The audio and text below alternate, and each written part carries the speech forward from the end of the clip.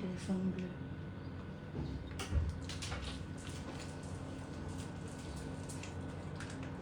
Ici.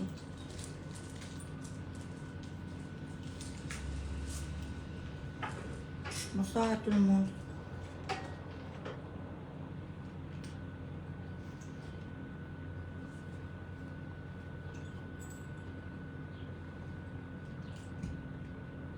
Bonsoir, bonsoir. Et désolé pour l'heure.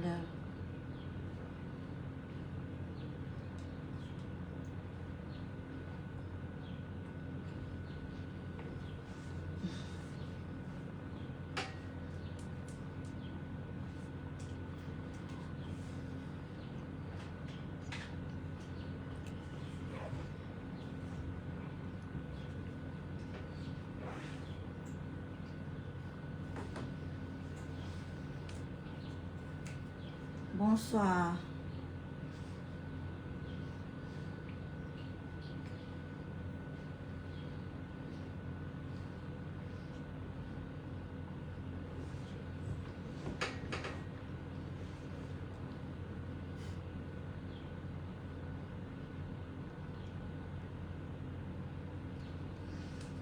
Vous savez déjà que la page a été restreinte. Donc, s'il vous plaît, la première chose à faire, c'est de partager le direct.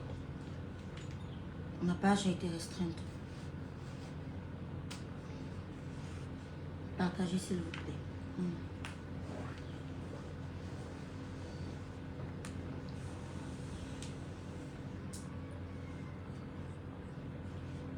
Partagez le direct, s'il vous plaît.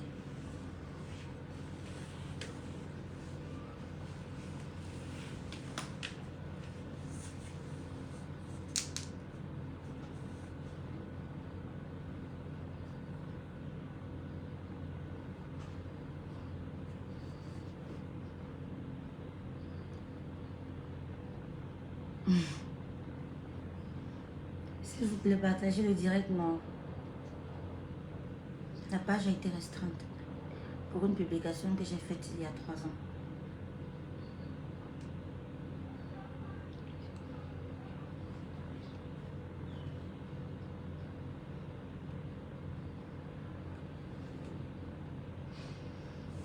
Bon.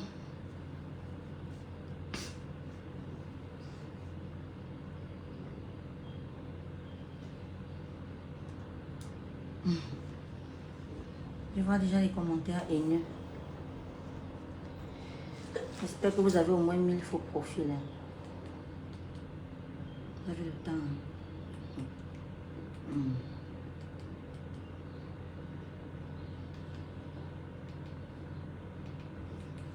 Je sais qu'il y a beaucoup de personnes qui pensent que j'aurais dû garder le silence, mais si vous me connaissez un tout petit peu, vous saurez que les clashs, c'est pas mon truc. Je ne sais pas comment clasher. Voilà, je ne sais pas comment clasher. Ça ne rentre pas dans ma ligne éditoriale. Donc, du coup, j'ai précisé, c'est un direct de mise au point. Parce qu'il y a beaucoup de choses qui sont allées de travers. Et voilà, ça ne me fait pas plaisir de me tenir là et de devoir faire un direct dans de pareilles circonstances. Ça ne me fait pas plaisir du tout. Mais je dois le faire parce qu'il faut recadrer un certain nombre de choses. Et pour moi-même aussi parce que j'ai besoin de tourner la page et de lever le voile sur toutes les petites ambiguïtés qu'il y a en fait. Donc, c'est ça.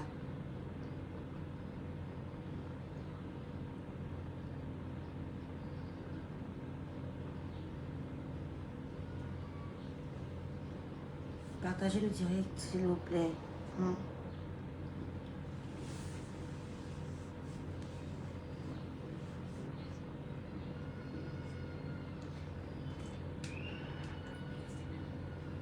Vous m'entendez? Est-ce que vous m'entendez?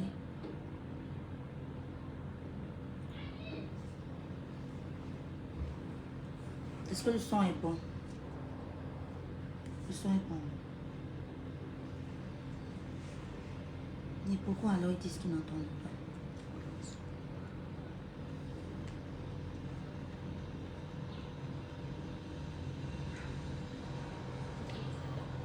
C'est bas. Ah d'accord, donc il faut que je... Ok.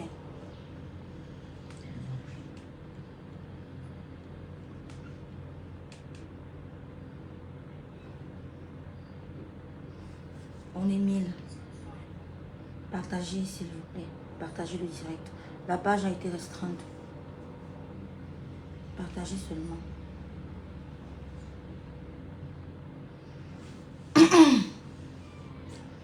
Je vais essayer de parler fort.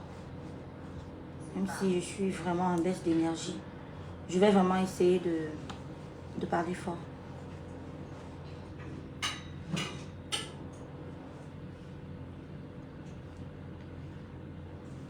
Déjà, je tiens à vous remercier pour votre soutien. Parce que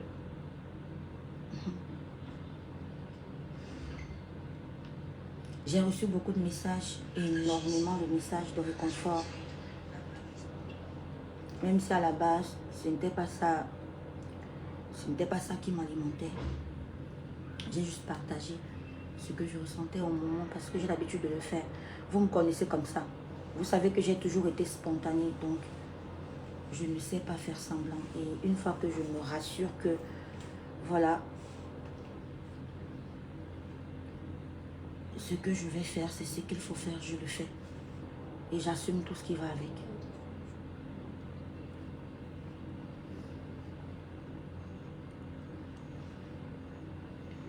J'espère que là, vous m'entendez. Vous m'entendez, non?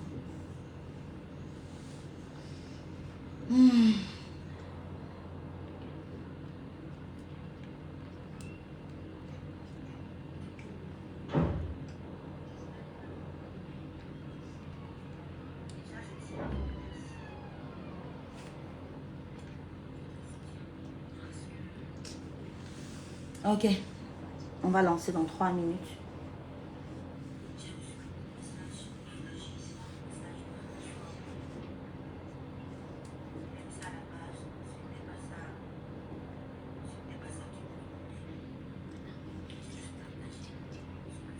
Dans 3 minutes, on va lancer.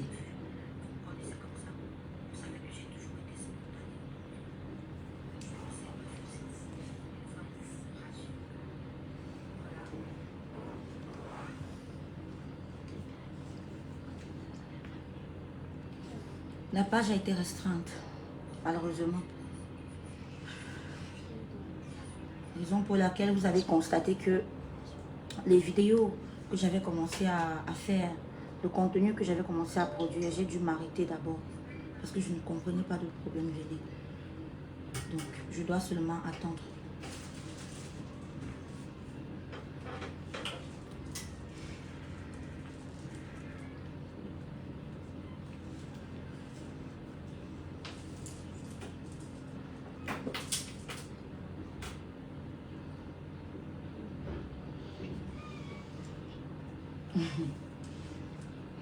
Ne lis pas trop les commentaires, beaucoup de personnes méchantes.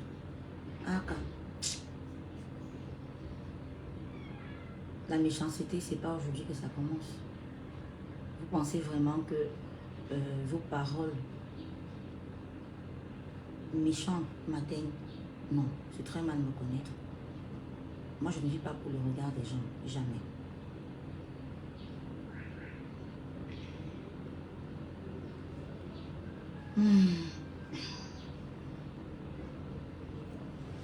Ok, il reste 2 minutes et on va lancer.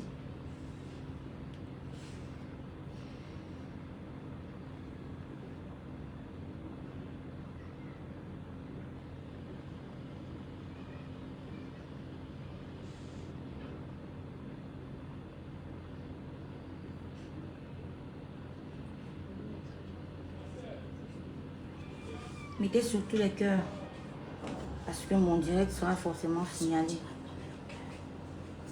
Mettez les cœurs, mettez beaucoup de cœurs. Quand on va lancer, on va lancer. On ne va pas s'arrêter.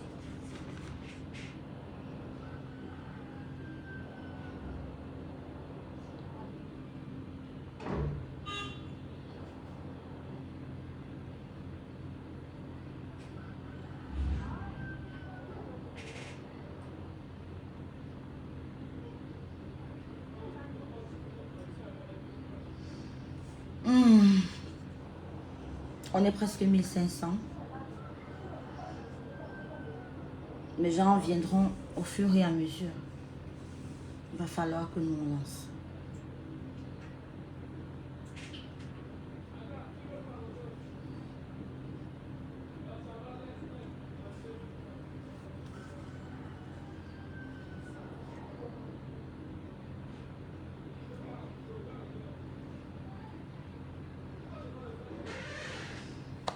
Ok, on va lancer. Bonsoir une fois de plus aux uns et aux autres. Je regrette que ce soit dans de pareilles circonstances que on est à échanger de cette façon. Mais bon, il pleut sur tous les toits, c'est partout.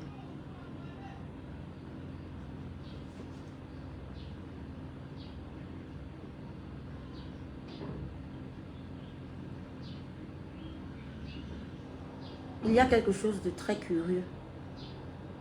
Il y a 3 ans, quand ma relation commençait exactement, j'étais à la même position. J'étais en train de faire un direct. Parce que ma relation a commencé en m'arrachant des plumes. Trop de jalousie, trop d'histoires autour. Il y a 3 ans, j'ai fait un direct. Je ne vais pas revenir dessus. J'avais essayé d'éclaircir les choses. Et quand moi je parle avec des preuves. Je parle avec des preuves. Quand j'affirme quelque chose, je montre la preuve de ce que j'affirme. C'est comme ça. Sinon, je me tais et je n'en parle pas. Et généralement, vous allez remarquer dans toutes mes sorties, je n'attaque pas. Je ne sais pas insulter, je ne sais pas attaquer, je ne suis pas quelqu'un d'agressif. Naturellement, par essence, je ne suis pas comme ça. Mais je contre-attaque. Je sais absorber. J'ai une capacité de résilience pas possible. Mais quand ça atteint un certain niveau, je contre-attaque. Et quand je contre-attaque, après moi, il n'y a pas d'attaque. Parce que j'affirme ce que je dis. Et j'ai toujours les preuves, les arguments qu'il faut pour ce que je dis. Je ne parle pas pour parler. Parce que les rumeurs, tout le monde peut les fabriquer. Tout le monde peut dire ce qu'il veut. Tout le monde peut se lever sur la toile et raconter ce qu'il veut. Tout le monde. Donc,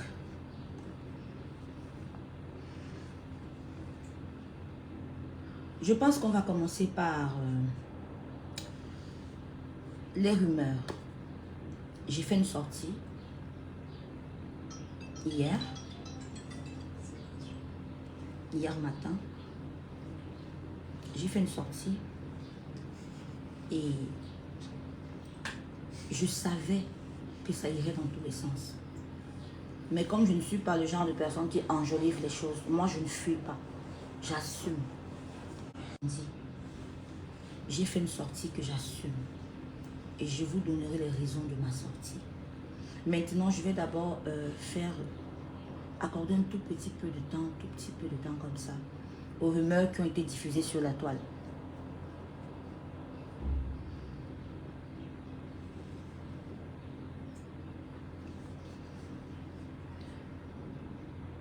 Hello, là vous m'entendez? Là c'est bon? Ok, je crois que le volume est bon. D'accord. Donc, j'ai fait une sortie simple. J'ai exprimé ce que je ressentais. Parce que ma relation, c'est quelque chose qui a été,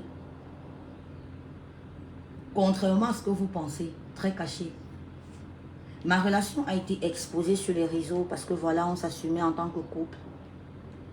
Mais, même dans mon entourage, personne ne vous dira que quelqu'un nous a déjà entendu nous disputer. Jamais.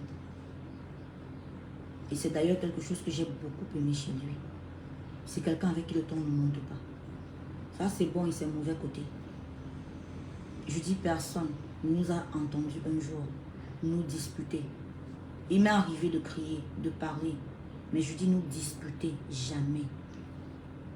Jamais. Ma relation, je l'ai vécue dans la stricte intimité. Et c'est au nom du fait que je l'ai amené sur la toile, on l'a amené sur la toile, qu'aujourd'hui je me dois d'expliquer les choses. Si ça ne tenait qu'à moi, je me serais arrêtée à ma sortie. Pour vous dire vrai, parce que j'ai tout dit. Le texte était assez long et assez explicite. Mais ce que ça a créé après me fait revenir aujourd'hui parce qu'il faut mettre les points sur les i afin que chacun reste à sa place. Afin que chacun reste à sa place. Je vais d'abord commencer par me représenter. Je suis Elisabeth Cynthia Ngono. Entrepreneur, productrice, réalisatrice, scénariste, cinéaste en gros.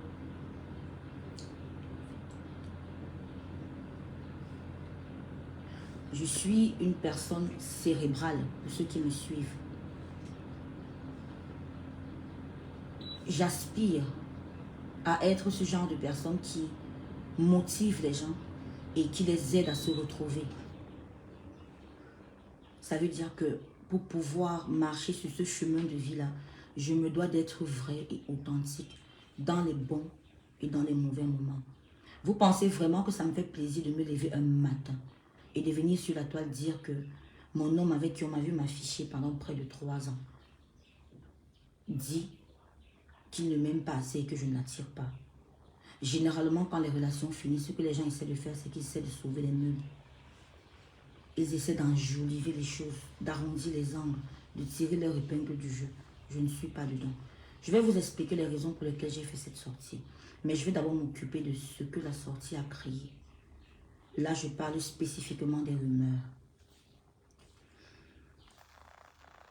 J'ai vu des gens se lever. Pour vous dire vrai, je n'ai regardé aucune des vidéos qui est sortie à mon sujet. Vous voyez comment je suis peace, je suis zen. Je ne laisse pas la négativité m'atteindre. Le monde entier peut s'écrouler. Si j'ai décidé que je vais rester calme et sereine, je resterai calme et sereine. On ne m'ébranle pas comme ça parce que j'ai traversé plus dur que ça. Donc, j'ai vu des relais, des pushs m'en ont parlé, des gens m'ont appelé, voilà. Et là, j'ai fait cette sortie parce qu'il faut recadrer les choses. Donc, je ne vais pas citer quelqu'un ici. Toutes les personnes qui ont fait des sorties sur leur page, qui ont parlé de cette histoire, je peux déjà vous affirmer que c'est des personnes que je n'ai pas vues minimum il y a 3 ans. Pour vous dire que je ne sais pas ce qu'elles deviennent. Elles non plus ne savent pas ce que je deviens. À part si elles ont des bribes d'informations. Et vous savez, l'information, ça se crée, ça se transforme. Je ne vais pas les citer ici parce qu'elles ne méritent pas que je leur fasse un tel honneur. Mais je vais essayer de tirer une bonne fois pour toutes au clair cette histoire comme quoi j'ai pris le mari de X ou de Y. C'est par là que je vais commencer. Parce qu'après, je vois les gens venir dire que le karma, quel karma? Vous parlez de quoi? Ma vie est transparente. J'ai eu 2 grandes relations dans ma vie. Une a duré 10 ans. L'autre a duré 3 ans. Vous comprenez? Des 2 ont été issus 2 enfants. Les 2, je les ai affichés. Donc vous comprenez que voilà 13 ans de ma vie.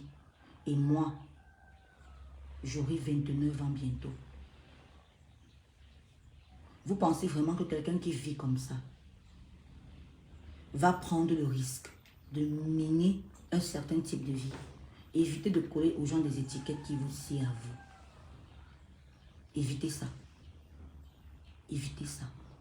Bon, pour que vous compreniez un peu tout le tollé médiatique qu'il y a là, et l'agitation qui se passe, je vais vous expliquer un peu comment ça fonctionne dans le showbiz. C'est comme ça que moi je vais argumenter, puis je vais passer dessus. Remarquez bien, dans le domaine du cinéma camerounais, les femmes réussissent plus que les hommes. Ça veut dire que les femmes sont celles qui sont au devant de la scène.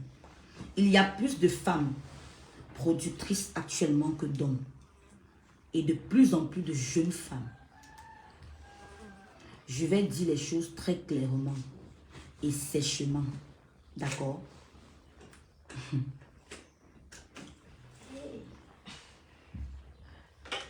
Sur 100% de ces filles-là, 99,9 ont recours à l'argent des hommes pour pouvoir produire, pour pouvoir s'entretenir, pour briller devant vous comme elles brillent. Leur rêve, je dis bien à toutes ou majoritairement, c'est de trouver un parrain. Vous voyez le parrain, les reins, non? Voilà. C'est trouver un parrain. Parce que c'est ça le rêve dans leur tête. Trouver quelqu'un qui viendra financer leur projet. Trouver quelqu'un qui viendra mettre de l'argent dans leur projet. Et puis, naturellement, elles vont payer en nature. Toujours. Elles vont payer en nature. Et puis, tout ce qu'elle veut, c'est que son truc soit financé. Et puis qu'elle brille. Et qu'on l'appelle la productrice. La productrice, elle a produit telle web série. Elle a produit telle série. Elle a produit ceci. Sauf que, je vais vous raconter où est-ce que les choses commencent à s'emmêler avec moi. C'est que très souvent quand elles partent appâter leurs pigeons, parce que je vais appeler ces messieurs comme ça, parce que c'est ce que ces messieurs sont pour elles, des pigeons. Quand elles partent appâter leurs pigeons, elles ont besoin de convaincre le pigeon de mettre de l'argent. La tête est où? Pour parler d'un projet. Il n'y a pas la tête. C'est en ce moment qu'on se souvient de l'intello, Ndjouksa, que je suis. Parce que laissez-moi vous dire, je ne suis jamais partie vers aucune d'elles. C'est toujours elles qui viennent vers moi. Je dis, je ne suis jamais partie vers aucune d'elles. Je vais vous surprendre. Aïcha Kamwas, par exemple, je ne l'ai jamais vue avec mes yeux. Je dis jamais. Jamais. Le direct est signalé, s'il vous plaît. Mettez les cœurs. Mettez les cœurs. Ça, ce sont leurs méthodes.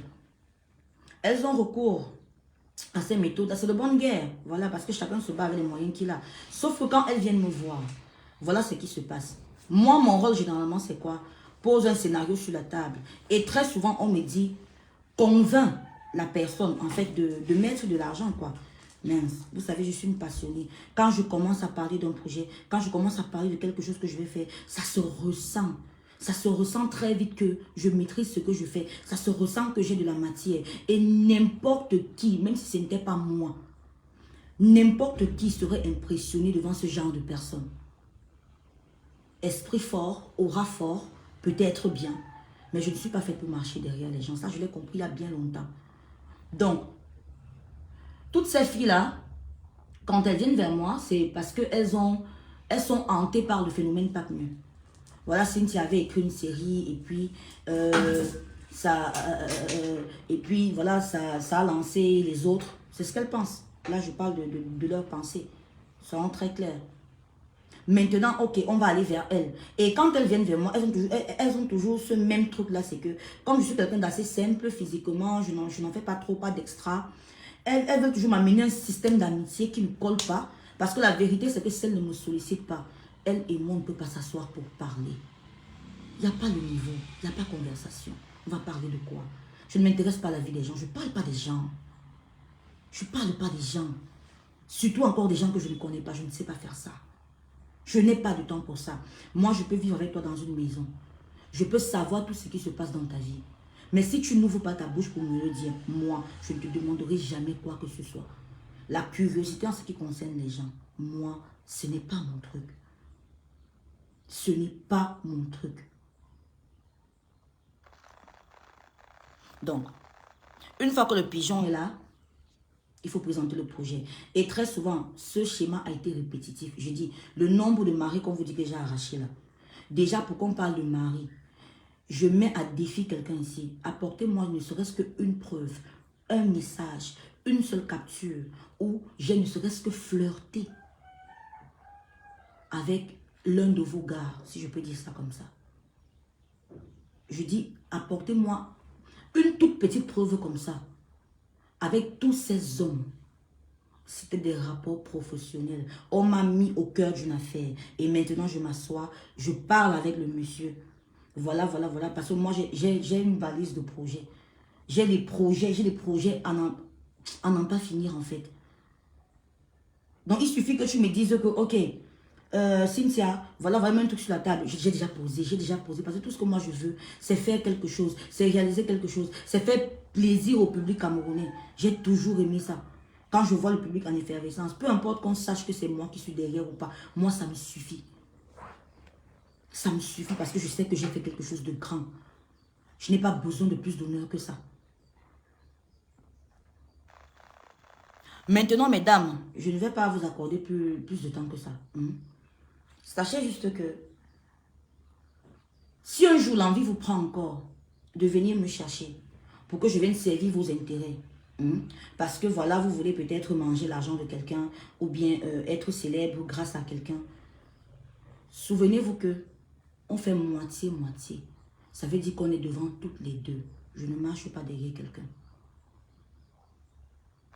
Je fais mon travail. Parce que très souvent, le schéma qui se passe, c'est quoi? Une fois que je suis en contact avec le monsieur, normalement, le monsieur commence à s'intéresser à moi. Il y a même d'autres qui commencent à vouloir investir sur moi. Non, vraiment, j'ai appris ce que tu as fait. Mais comment tu es encore à ce niveau? Mais je mets la cale parce qu'en même temps, je t'ai connu derrière quelqu'un. Sauf que, quand c'est cette personne-là, quand elle se rend compte de l'intérêt que le monsieur a peut-être pour moi, le sabotage commence. On va fouiller dans mon passé. On sort de ces choses pour me salir. Et quand j'arrive au niveau où je n'en peux plus, je quitte. Et qu'est-ce qui se passe souvent? Le monsieur me suit. Parce que laissez-moi vous dire qu'un bon investisseur, là on parle des gens qui viennent investir. On parle de plusieurs millions. Un peu comme ça a été le cas de celle qui s'agite un peu partout sur la toile là. Une fois que je suis quittée, je me suis retirée. Le monsieur m'a appelé. Il est même d'abord passé par quelqu'un, par un proche à nous deux. Il m'a appelé, il m'a dit, écoute, oui, elle est ma copine, mais moi, je veux travailler avec toi. Tu m'as dit que tu veux monter ta société, je veux des parts dans ta société, je veux évoluer avec toi. Vous pensez que j'allais refuser? Est-ce que j'ai encore à vendre pour avoir de l'argent? Je vis de ça, je vis de ce que je fais, de ce que je sais. Vous pensez que je vais refuser? Je refuse pourquoi? Au nom de quoi? De quelle loyauté? Alors que moi, on veut me piétiner. Vous voulez que je refuse quoi? C'est comme ça que j'ai fonctionné. C'est comme ça que j'ai fait. Sauf que, en dernière position, avec le projet Boomerang, j'étais maintenant tombée sur ce qu'on appelle une araignée noire. Parce que elle, c'est un phénomène. C'est-à-dire que cette fille, j'avais entendu des rumeurs comme quoi elle était folle. Je me disais que c'était juste des rumeurs, mais je vous promets que pour avoir côtoyé la personne, elle ne va pas bien. Elle est vraiment folle, elle ne va pas bien. Le nombre de conneries qu'elle peut débiter, et puis à un moment donné, elle se contredit. Si vous voulez vraiment savoir, je ne vais pas lui accorder plus de temps que ça. Allez juste regarder le direct que j'ai fait il y a 3 ans. Parce que là, je lui ai parlé avec des preuves. Aujourd'hui, elle profite du fait que les choses ne vont pas bien pour faire ses sorties, pour raconter des conneries. Mais sachez aussi qu'elle n'est pas seule. Ils sont nombreux. C'est un groupe. Mais sur les réseaux, ils font généralement comme s'ils ne sont pas proches. Parfois même, ils se clashent. C'est un groupe. L'information se manipule. Les réseaux, c'est quelque chose qu'on manipule. Donc, qu'est-ce qui se passe? Une fois que ils veulent finir avec quelqu'un, ils vont activer d'autres personnes, d'autres blogueurs. Comme une fois, j'ai été victime de quelque chose, j'en parle ici aujourd'hui. Ivana, chef d'État, avait fait une sortie à mon sujet. Je vous assure que j'étais tombée des nues. Parce que cette fille, je ne l'avais jamais vue de toute ma vie. Et plus tard, je l'ai croisée une seule fois pendant que je faisais les courses à Santa Lucia. Je dis, je ne l'avais jamais vue. Mais je savais qui était derrière elle. Qui a peut-être profité de la colère qu'elle avait ou bien, je ne sais pas, pour me mettre, pour me jeter dans la gueule du loup. Alors que mon poste ne la concernait même pas. Mon poste ne la concernait pas. En fait, c'est pour vous dire que pendant tout ce temps, elle cherche toujours des petites failles. Des petites failles. S'il y a quelqu'un qui leur dit même que la personne est fâchée parce que je ne lui ai pas dit bonjour, elles vont prendre ça, ramener sur la toile. Parce que le but, c'est quoi? Tout comme moi, pour elles, j'ai gâté leur marché. Parce que finalement, leurs hommes se sont rendus compte que, ok, elles ne sont pas sérieuses et qu'elles veulent les utiliser.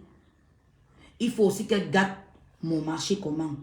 en entachant mon image, de façon à ce que les gens ne me fassent plus confiance, n'aient plus envie de me suivre, parce qu'elles savent que moi, je ne peux pas faire ce qu'elles font pour avoir de l'argent. Je ne peux que travailler. Donc, si elle commence à gâter, c'est fini pour moi, mais je vais vous dire que ce n'est pas fini pour moi. Seuls les grands esprits reconnaissent les grands esprits. Même dans la boue, d'ailleurs on le dit, les diamants se trouvent dans la boue. Même dans la boue, je vous le dis. On viendra toujours retirer un diamant, on va le laver et puis on va lui donner son juste prix. C'est comme ça. Donc, je vais m'arrêter là en ce qui concerne les rumeurs sur la toile. J'espère que vous avez compris. Nous sommes dans un domaine où chacun veut se faire une place au soleil. Il y a les filles d'un côté, il y a les garçons. Voilà, comme ils ne peuvent pas faire les mêmes choses. Ils sont obligés d'avancer un peu plus lentement. Alors que les filles, elles ont le sang à l'œil. Les productrices là, elles ont le sang à l'œil. Mais pitié, ne venez plus me chercher. Bon, voilà ce qu'on va faire. Voilà ce que moi je vous conseille. Avant d'aller chercher un pigeon, prenez la peine d'avoir ne serait-ce que les bases. Je ne sais pas, vous avez de l'argent, non? Achetez même des formations, achetez des formations en scénario. Formez-vous en scénario, formez-vous en montage, formez-vous même en actorat, oui. Parce que vous voulez être devant, formez-vous d'abord en actorat. Je le dis pourquoi. Parce que celle qui crie partout que voilà son projet a fait, j'ai fait ceci, le karma, c'est elle-même. Dans mon ancienne direct, j'en avais parlé avec des preuves. C'est elle-même qui a annulé la sortie du projet. 36 épisodes sur lesquels j'ai travaillé sans qu'on ne me paie parce que je savais que c'était un partenariat et j'avais un pourcentage. Le projet Boomerang. C'est elle-même qui annule la sortie et elle envoie un message à un ami disant ceci. Je ferai que cette série ne sorte pas. C'est à elle que ça va faire mal. C'est elle qui a travaillé dessus. Parce qu'elle savait qu'elle ne jouait pas bien dedans. C'est tout. La preuve. Il y a un épisode qui est encore sur la toile aujourd'hui. Allez voir son jeu. Ça fait pitié. Elle ne jouait pas bien dedans. Elle savait que de tous les acteurs qui étaient dedans, elle était celle qui était la moins bien présentée. Elle a préféré faire en sorte qu'un homme qu'elle a embarqué dans une affaire perde des millions. Et ce qu'il avait déjà investi dans ma société, à un moment donné, il a eu peur. Il s'est retiré, il a dit que pardon, même ce que j'ai mis pour les bureaux, là, rembourse-moi. J'ai signé une reconnaissance de dette, j'ai commencé à rembourser. On est en bon terme. Aujourd'hui, on est en bon, on n'a pas de problème. On n'a pas de problème. Parce que c'est lui qui était venu vers moi, même après, par derrière, dit que je veux travailler avec toi. Sauf que la façon dont elle-même l'a encore menacé, menace de mort, menace de ceci, lui-même a dit que ma chérie, je veux me retirer, pardon. Je ne suis pas prêt pour ça. Voilà comment j'ai dû continuer mon chemin. Donc, j'ai été plus longue que prévu, ce que je regrette d'ailleurs. Vraiment. J'adorerais pouvoir vous insulter, les filles, comme vous le faites. J'adorerais pouvoir vous insulter, mais la nature l'a déjà assez fait. Donc, j'en ai terminé avec vous. Donc, l'une des raisons également pour lesquelles j'ai fait ce direct était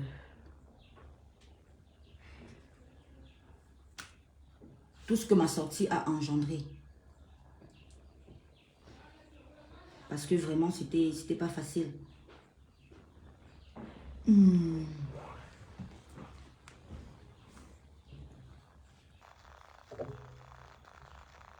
Je suis une personne de nature casanière. Je ne sors pas beaucoup. Pour faire ce que je fais, pour écrire, pour créer, j'ai besoin d'avoir un certain équilibre. Inconsciemment, consciemment, je me retrouve en train de faire les mêmes choses. Ça veut dire quoi? Ça veut dire que si, voilà, il y a quelqu'un qui m'aborde, parce que des hommes m'abordent, mais s'il y a quelqu'un avec qui je vois que ça match, je lui dis que, ok, si tu es partant et que tu veux vraiment t'engager avec moi, mettons-nous ensemble et essayons de construire quelque chose. Et je commence à assumer ma relation. Cette relation pour moi devient mon équilibre. Mon équilibre. Voyez un peu. Parce que ma première relation, je l'ai affichée de la même façon. La deuxième aussi, je l'ai affichée. Ça montre que il y a quelque chose qui ne va pas. Parce qu'une jeune fille ne fait pas ça. Du moins, tant qu'on ne t'a pas encore scellé, tant que rien n'est encore concret, on ne fait pas ça. Je l'ai fait, le fait est fait. Je ne peux pas revenir en arrière, vraiment. J'ai juste compris qu'il faut vivre caché. Ce que je tâcherai de faire désormais, c'est tout. Donc, voilà.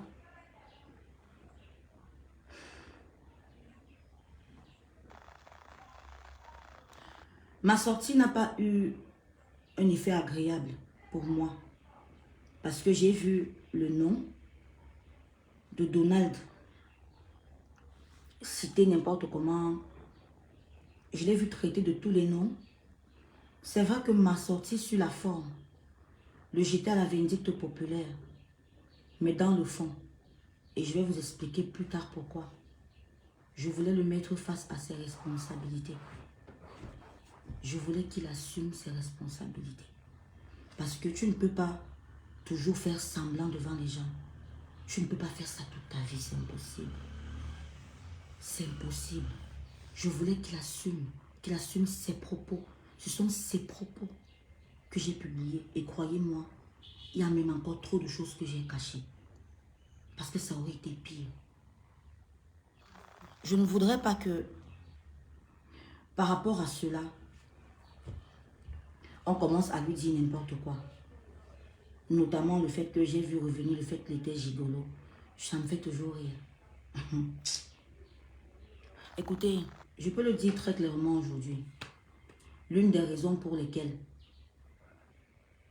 on se sépare, c'est sa famille. C'est sa famille.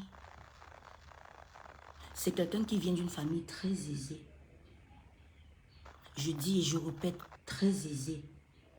Où les oncles directs sont des ministres, des ambassadeurs. Je dis direct, de sang. Sauf que lui était fils unique à sa mère. Elle-même qui avait un très haut poste au ministère de l'Habitat. C'est une femme qui ne souffrait pas.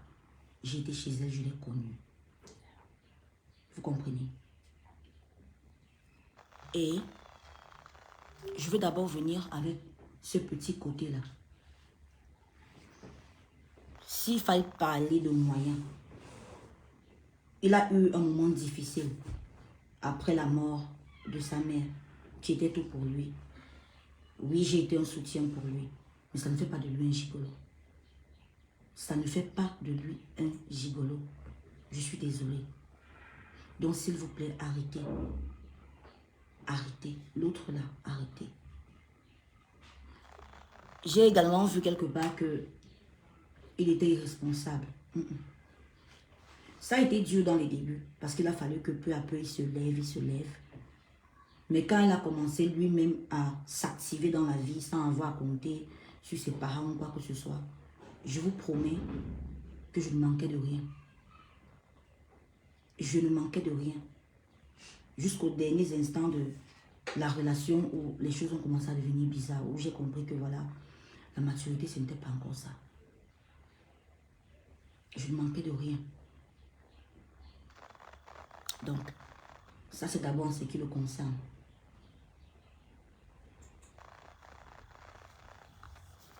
Ce n'est pas quelqu'un d'irresponsable.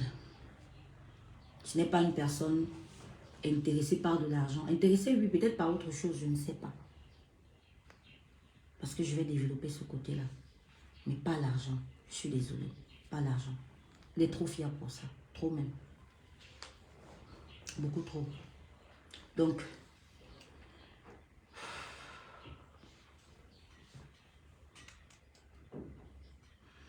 je vais rentrer dans le vif du sujet de ce direct.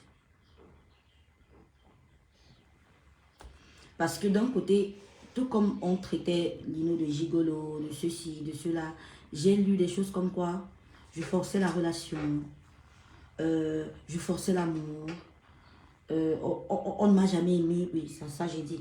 Moi, je l'ai dit, on ne m'a jamais aimé, c'est vrai. Mais après, j'ai dit, je forçais la relation, je forçais l'amour, je faisais ci. Bon, bref. Je vais vous enlever la paille dans l'œil. Ce n'est pas un plaisir pour moi de m'asseoir et de parler de mon intimité. Je dis bien. Mais, avant que je ne disparaisse et et que je me concentre totalement sur mes projets, moi aussi j'ai besoin de tourner la page. Et pour ça, il faut que je remette chaque chose à sa place.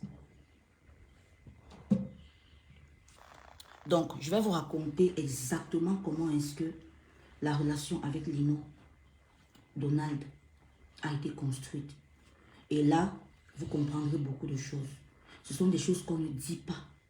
Mais je regrette d'en venir à ce niveau. C'est aussi pour que lui-même il voit ça et qu'il continue d'assumer.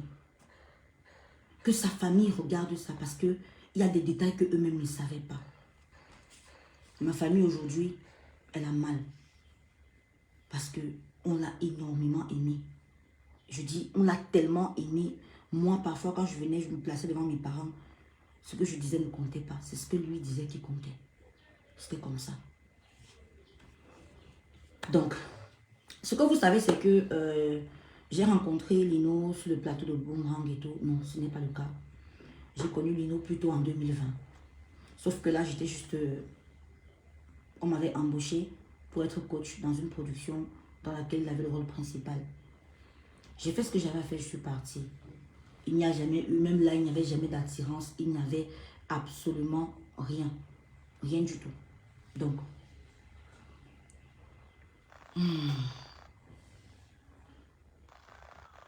en décembre 2021, début décembre, quand mon ancienne collègue avec qui j'étais sur le plateau me demande de le faire venir, je refuse catégoriquement. Pourquoi? Parce qu'il avait déjà commencé à s'intéresser à moi, même dans les messages et tout. Et je ne voulais pas. Comme je l'avais dit pendant une interview, j'ai beaucoup fui. Je dis, j'ai beaucoup fui ce gars, je ne voulais pas. Je ne fuyais pas parce que j'étais faible. Je fuyais parce que, déjà, la première fois que je l'ai vu, il y avait une sensation de déjà vu. Plus tard, ça s'est expliqué parce que on a eu à grandir dans le même quartier quand on était petit. Donc, je fuyais parce que je ne voulais pas que quelque chose vienne me distraire.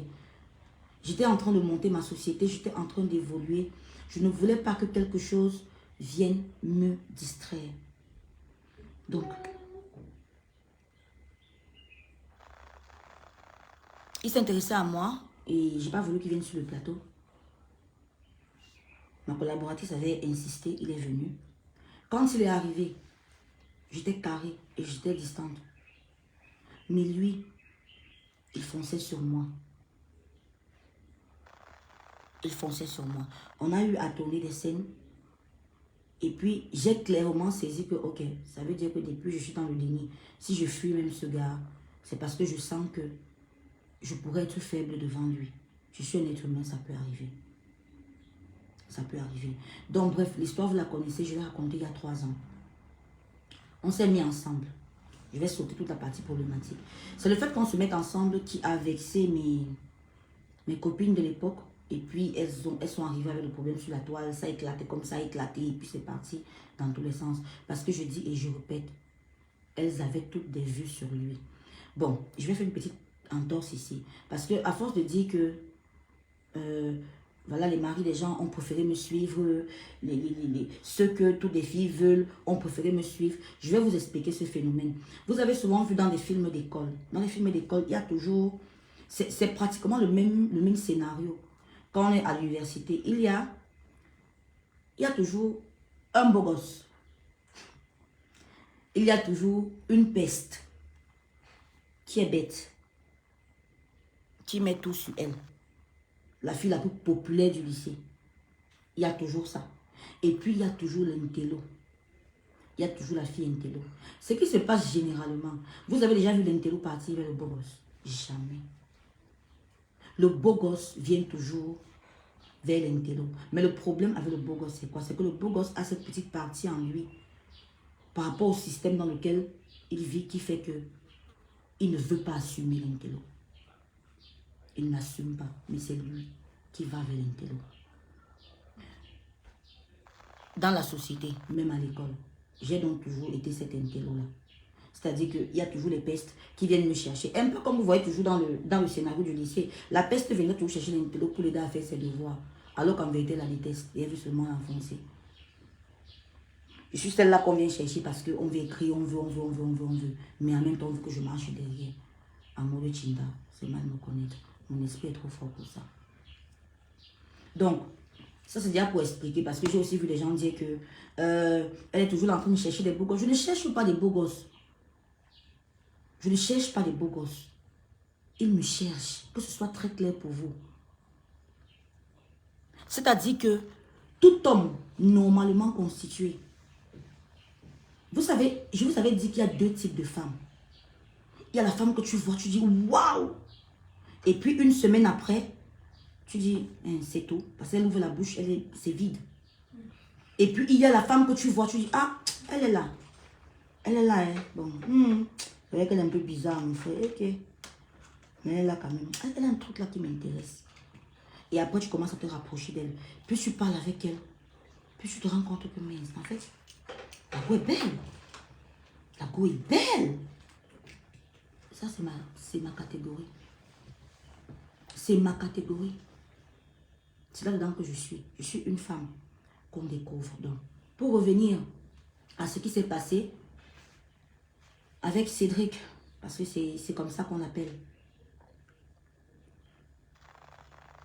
On s'est mis ensemble. C'est pas facile pour moi d'entrer dans ces détails-là. On s'est mis ensemble en décembre 2020. Et puis, tout allait bien. En mars 2021, exactement 3 mois après la relation, je commence à réaliser que c'est pas le genre d'homme dont j'ai besoin. Je vous le dis, hein, je l'ai réalisé. C'est pas le genre d'homme dont j'ai besoin. Parce que lui, il était encore totalement fils à maman. On avait généralement ce débat où je lui disais que est-ce que tu comptes rester comme ça tout le temps? Ça veut dire, tu es à la maison chez toi, tu ne fais rien, tu attends. Le ménager prépare, il s'occupe de toi. Tout ce que tu fais le matin, c'est te lever et puis laver la voiture de ta mère. Il dit que non, j'ai mes business que je gère à côté en ligne et tout. Je dis que non, ça c'est pas concret. Tu auras bientôt 30 ans. Tu auras 30 ans en avril. C'est pas concret. Fais quelque chose de concret. Tu vois, aujourd'hui, moi je suis en train de porter une société. Donc j'ai besoin de quelqu'un qui comprenne, en fait, qui va m'élever, quoi, qui va m'aider à tenir, parce que je ne voulais pas tenir le bateau seul, je voulais être avec quelqu'un qui va m'encadrer, en fait. J'ai compris que c'était pas le cas, parce que le gars était tellement indécis. Aujourd'hui, c'est, voilà, je ne sais pas si je suis prêt, après 3 mois de relation. Ensuite, il me dit que bon, lui, il rentre à Yaoundé. Il est rentré à Yaoundé. Et puis, il m'a mis peut-être un truc comme 3 semaines sans venir sur Douala. Je me rappelle avec mon assistant de l'époque. On a discuté, c'était ça. Ça va pas se couper. C'est en pause, si elle ne touche pas. C'est en train de. Ok. Je crois qu'on est revenu.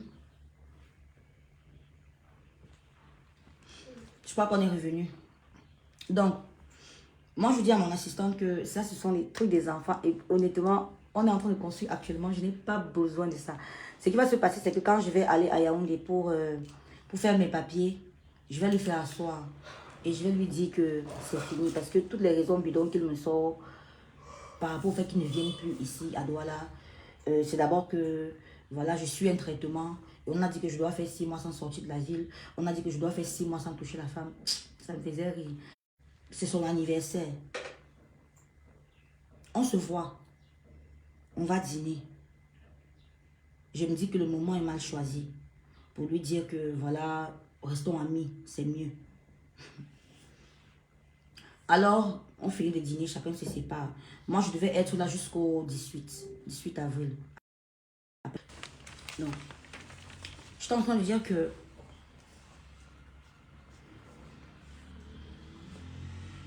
je savais que le 18, j'allais rentrer. Donc, de toute façon, je allais le faire asseoir, lui faire comprendre que, papa, pardon. Je rappelle ici que je sortais 10 ans de relation, plus une petite relation qui avait failli m'entraîner. Donc, je ne voulais même pas entendre parler de relation. Je ne le fuyais pas pour rire. Je n'étais pas prête moi-même à m'engager. Vous allez maintenant comprendre les choses. Parce que moi, je ris quand les gens disent que je n'ai rien forcé. Je n'ai rien forcé. Donc, on s'est séparés le 15 avril, jour de son anniversaire. Le lendemain, le 16 avril, quand je sors pour aller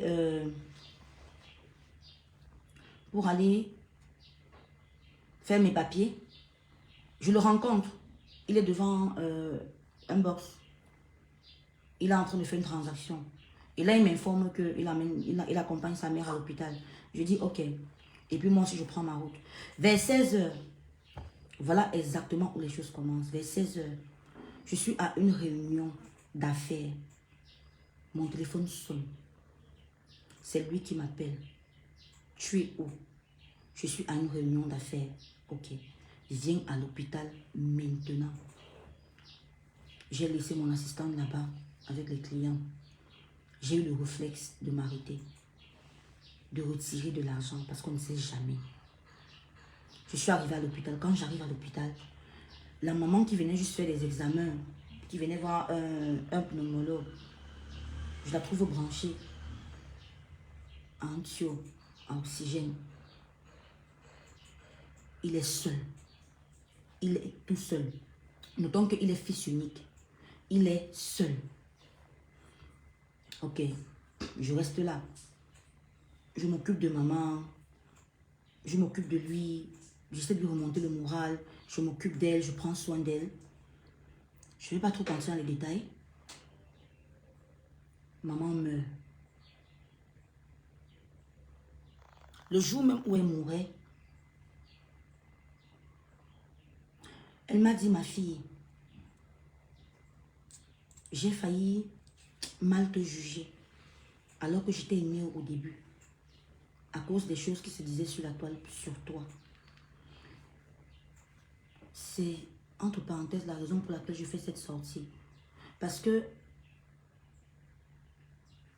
tout ce qui se passe, vous ne savez pas à quel point ça affecte les gens.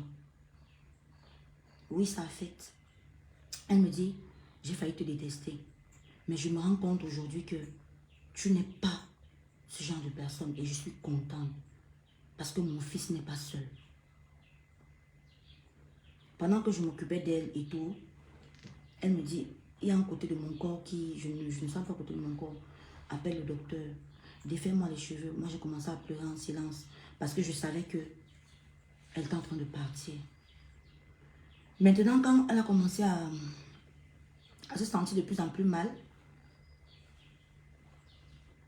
on nous a demandé de la transférer dans un autre hôpital, de chercher l'ambulance, donc l'ambulance qui a l'oxygène. Moi, je savais que s'il partait, il allait peut-être arriver trop tard et ça allait le froisser. Il n'allait jamais se le pardonner. Je lui ai dit, reste avec elle parce que je voulais qu'elle lui parle. Je voulais qu'il profite d'elle les derniers moments. Je suis entrée dans Yaoundé ce jour-là, je vous assure. J'ai fait le tour des hôpitaux.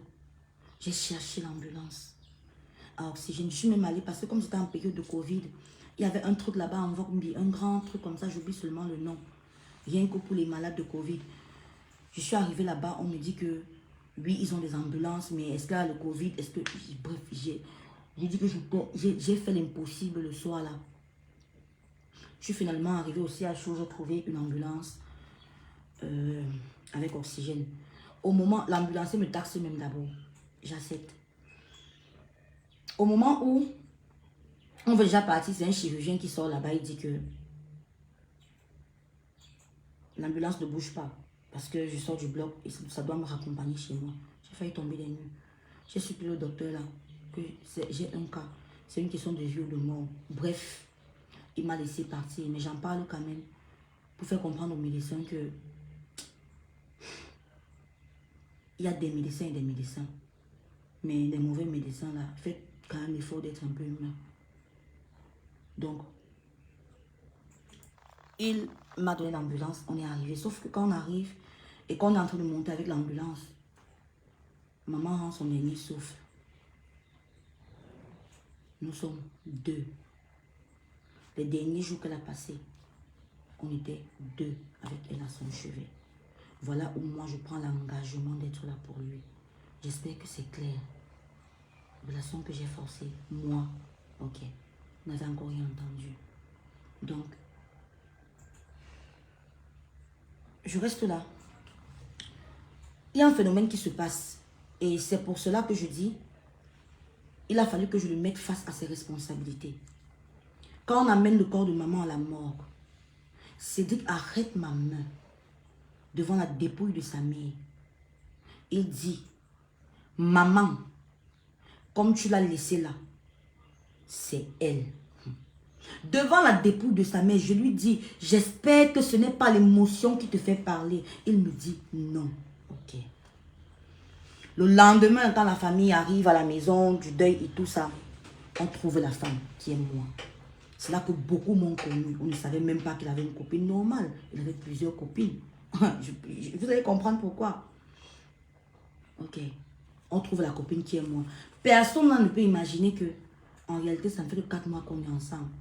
Parce que la vérité, c'est que la maman m'avait tellement aimé qu'elle avait déjà appelé toutes ses amies, toutes les personnes avec qui elle parlait, elle avait déjà parlé de moi. Elle était fan de moi. Elle me suivait sur ma page. Elle avait déjà parlé de moi à tout le monde. Donc, il y a certains qui me connaissaient déjà. Voilà comment c'est moi qui suis là, comme la femme, au deuil. Même au village. On arrive au village. On me donne, quand on partage la viande, on me donne le ventre. On me donne le ventre. Mes parents ont porté le deuil. Ils sont venus au village. Ils sont venus au village. On a fait le deuil de maman. On est rentré. Maintenant, quand on rentre, la réalité nous rattrape. Cédric est seul, je dis bien, seul au monde. Il ne travaille pas. Les comptes de maman sont bloqués. Pour qu'il puisse avoir accès à ça, ça demande une procédure. Jusqu'aujourd'hui, il est encore dans cette procédure. Sauf qu'il a presque terminé. C'est peut-être pour ça qu'il change aujourd'hui, je ne sais pas. Lui seul, il sait. Donc,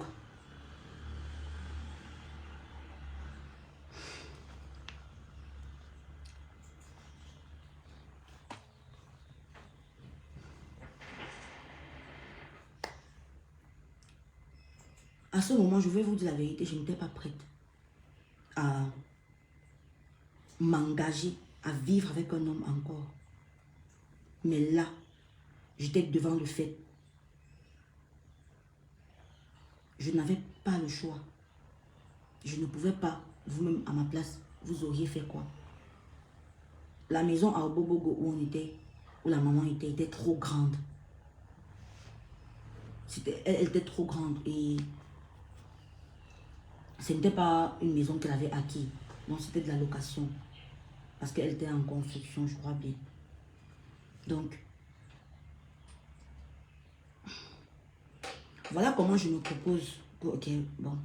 Il faut que je fasse tout pour qu'il ne ressente pas trop le manque. Parce que la petite chose aussi qu'il faut préciser, c'est que 2 mois plus tôt, bref, laissez tomber. Excusez-moi pour ça. C'est le deuxième deuil intime qu'il connaissait cette année-là. Donc,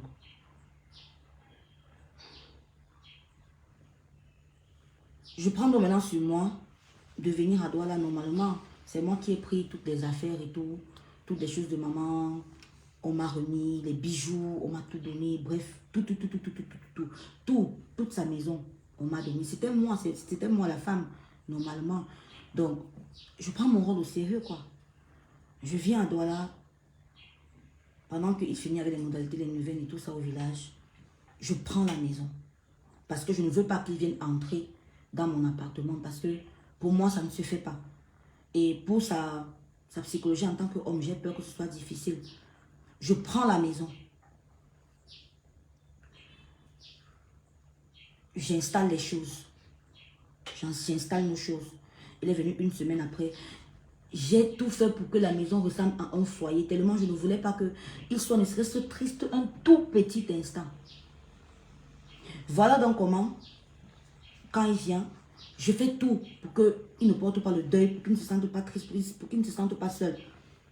Sauf que lui, il a une façon bien particulière de déprimer. Infidélité sur infidélité. Je le dis ouvertement. Parce qu'une fois, j'en parle à son ami, son meilleur ami, qui me fait comprendre que, écoute, ne lui en veux pas. C'est sa façon à lui de déprimer. J'ai gobé ça. J'ai cru. Je suis restée tranquille. Ce qui fait que j'ai atteint un stade où, si je vous dis que je suis jalouse, c'est que je vous mens. Même si il est avec qui aujourd'hui ou bien demain, je vous promets que non. Ce que j'ai vu dans cette relation a fait en sorte que j'ai dépassé ce qu'on appelle la jalousie. Parce que j'ai compris que le problème, ce n'était pas moi. Parce que je vais commencer à me morfondre. Pourquoi il me trompe? Est-ce que je ne suis pas assez? Est-ce que ce n'était pas moi le problème? Du coup, j'étais zen. J'étais tranquille. Donc, quand on arrive à Douala, ce nouveau chapitre, juillet, août, notons que avril, mai, nous sommes en deuil. Juin, juillet, août, on est ici. Septembre, sa grand-mère, qui est la seule, je vais dire quoi, famille direct, genre, bon, parce qu'il y a son grand-père aussi. Bon, disons, l'une des seules personnes qui lui reste vraiment. Sa grand-mère, ne supportant pas la mort de son unique fille, parce que sa mère aussi était fille unique, sa grand-mère tombe. Elle fait 2 semaines à l'hôpital. 2 semaines pendant lesquelles il est à son chevet avec ma propre mère. C'est ma propre mère qui s'occupe d'elle. C'est ma propre mère qui dort, Bref, pour vous montrer que c'était beaucoup plus une question d'engagement. Avant de mourir, c'est aujourd'hui que je me rappelle de ces paroles. Elle m'avait fait asseoir l'une des dernières fois où je l'avais vue. Elle m'a dit, eh ma mère, c'est comme ça que je t'appelle parce que tu as le nom de ma mère. Je suis contente parce que tu es avec lui. Parce que sa mère et moi commençaient à s'inquiéter. Un jour, elle était venue me voir et elle m'a dit qu'elle s'inquiétait parce que elle a eu une discussion avec son fils sur le fait que pourquoi il n'arrivait pas vraiment à se stabiliser et tout. Et puis, il lui a raconté, il lui a dit qu'il n'arrivait pas à aimer. Je vous promets qu'à l'instant T, ça n'a pas tiqué à l'oreille. Elle me dit, mais je vois qu'avec toi, les choses seront différentes. Je suis contente parce qu'il ne sera pas seul. Et elle me dit encore, mais il faudra que tu sois forte. Parce que moi-même, non. Je viens de la famille. L'infidélité, là, c'est dans leur sang. C'est ce que sa grand-mère me dit. Donc, je t'en supplie. Sois au-dessus de certaines choses. Donc, c'est même dans ça que je puisse avoir la force de laisser couler. La grand-mère, avant de mourir, prend la main de Cédric et de ma mère. Elle lui dit, je te laisse mon petit-fils, je te laisse mon enfant. Vous comprenez que ma mère également s'est engagée. Ok. La grand-mère meurt. Je crois que ce deuil-là, c'était la goutte d'eau qui a débordé le vase. Parce que la mère est partie, je ne l'ai pas vu pleurer. Mais quand sa grand-mère est partie, et Seigneur, il était en miettes. Il était en miettes. On est en septembre. La chance, donc, c'est qu'après, les portes sont ouvertes. On a commencé à avoir beaucoup d'ouverture, beaucoup de finances et tout. Et puis, on a même pu se permettre un voyage au cours duquel on était allé acheter le matériel. Je vais aussi parler de la petite affaire d'iPhone que j'ai vue là. Je suis désolée. Je ne lui ai pas acheté de iPhone. Jamais. Les 2 iPhones, y compris celui que j'utilise, c'est lui qui l'avait acheté. Ici au Cameroun. Je ne lui ai jamais acheté de iPhone. Arrêtez. Donc, on commence à voyager. Mettez-vous à ma place. Je suis contente parce que je me dis que, ok, c'est un nouvel air pour lui. En fait, voilà, qu'il vive, qu'il soit content. Et aussi, l'une des raisons pour lesquelles on est venu sur la toile, c'était aussi parce que on savait que on est en couple. Du moment j'en étais sûre. Et je voulais que ça vit un autre tournant. Donc, qu'il y ait de nouvelles choses qui entrent, qui ne réfléchissent pas trop, qui ne pensent pas trop. Donc, on va à Dubaï. J'ai chaud. Vous pouvez me mettre la clim. Merci.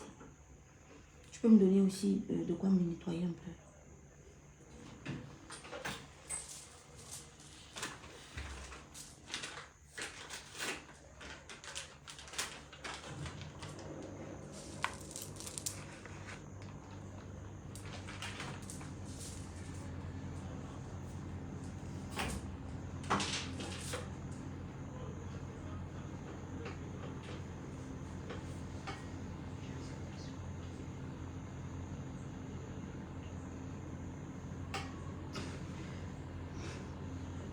On va à Dubaï. Vous avez eu les photos de Dubaï. Mais je crois que ça a été une erreur. Parce que quand nous sommes revenus au Cameroun, comme je l'ai dit dans ma sortie, silence radio. Mais je sais aussi ce qu'il y avait derrière le silence radio.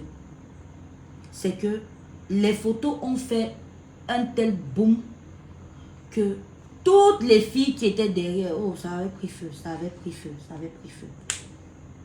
Ça avait pris feu. Je n'ai pas envie de rentrer dans les détails. Parce que s'il fallait même parler, j'ai des preuves, j'ai des conversations, j'ai des captures. Parce que c'était... Donc, si c'était que l'infidélité, non. J'ai le conteneur de preuves. Ce n'est pas ça. Donc, ce n'est même pas ce qui me préoccupe là maintenant.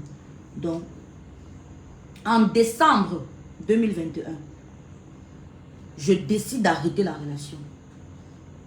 Parce que je n'en peux plus. Je ne peux pas continuer comme ça. Avec toutes ces infidélités. J'ai même lu quelque part que voilà. Bref. Je veux arrêter la relation. Les amis, même autour de nous, essaient de me convaincre, non et tout. Je suis cordiale, je veux arrêter la relation. Sauf qu'on voyage. On arrive à Yaoundé, on va passer le réveillon à Yaoundé. En famille. Le fait de se retrouver en famille, avec la famille et tout, bon, ça tisse encore quelques liens. En début d'année 2022, le 1er janvier exactement, il me demande des excuses. Il me dit que voilà, il est allé un peu dans tous les sens et tout, mais il va se corriger, il va se mettre sur les rails et tout. J'accepte. Voilà comment on commence encore à s'afficher. Si vous remarquez bien, les fois où on s'est affiché sur la toile ont été périodiques. Il y a 3 grands temps. Je dis il y a 3 grands temps. Et généralement, c'était après que j'ai voulu rompre et qui m'a empêché de partir. Il y a 3 grands temps. 3. Donc, il me demande les excuses et puis on recommence. On entre directement dans le projet Indigo. Avec le casting que vous avez vu, l'affluence, me voilà qui plonge dans le travail. Et pour vous dire vrai, plonger dans le travail faisait aussi en sorte que je ne me mettais plus trop la tête sur lui. Parce que là, il devait me prendre. Du coup, j'étais vraiment focus dans le travail. Au point où je me suis retrouvée encore en train de négliger mon foyer. Ça veut dire que j'ai trouvé judicieux que voilà, c'était même mieux que je dorme au bureau. Parce que pour écrire le scénario de la Bible que vous avez vu, j'avais posté là, j'ai besoin d'être en stage bloqué, j'ai besoin d'être dans une certaine sphère. J'ai commencé à ne plus rester à la maison, à rester au bureau. Ce qui fait que lui aussi m'a suivi au bureau. Les enfants m'ont suivi au bureau, ce qui n'est pas sain du tout. Ce qui n'est pas du tout sain, je le reconnais. Là, vous voyez que on parlait d'Indigo quand nous sommes dans les avril, mai, juin. Il recommence à avoir des tensions. Parce que le travail que je fais, et lui aussi, qui n'est pas à l'aise, pour dire vrai, parce que c'est quelqu'un qui est très organisé. Il aime rester, lui, dans son petit cadre et tout ça. La distance se crée.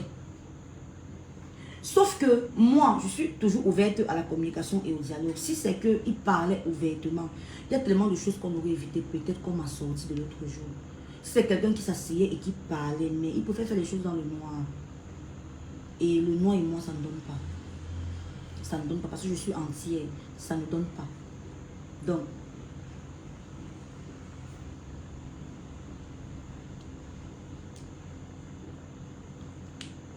la distance se crée. Il commence à aller à Yaoundé. Il passe beaucoup de temps à Yaoundé. Et moi, je suis toujours sur le plateau. Je ne peux pas le projet. Il va, il vient. Il va, il vient. Il ne fait pas plus de 2 jours. Il ne fait pas plus de 3 jours. Maxi 3 jours. 1 jour, 2 jours. Non, il faut que je reparte. Il y a toujours un motif. Non, il faut que j'apporte ceci à tel. Non, il faut que. Bref, moi, je suis concentrée dans le projet. En août, comme j'ai dit, je tombe enceinte. Sauf que je ne l'ai pas su en août. Je ne l'ai pas su en août. Et Dieu merci. Je l'ai su en décembre.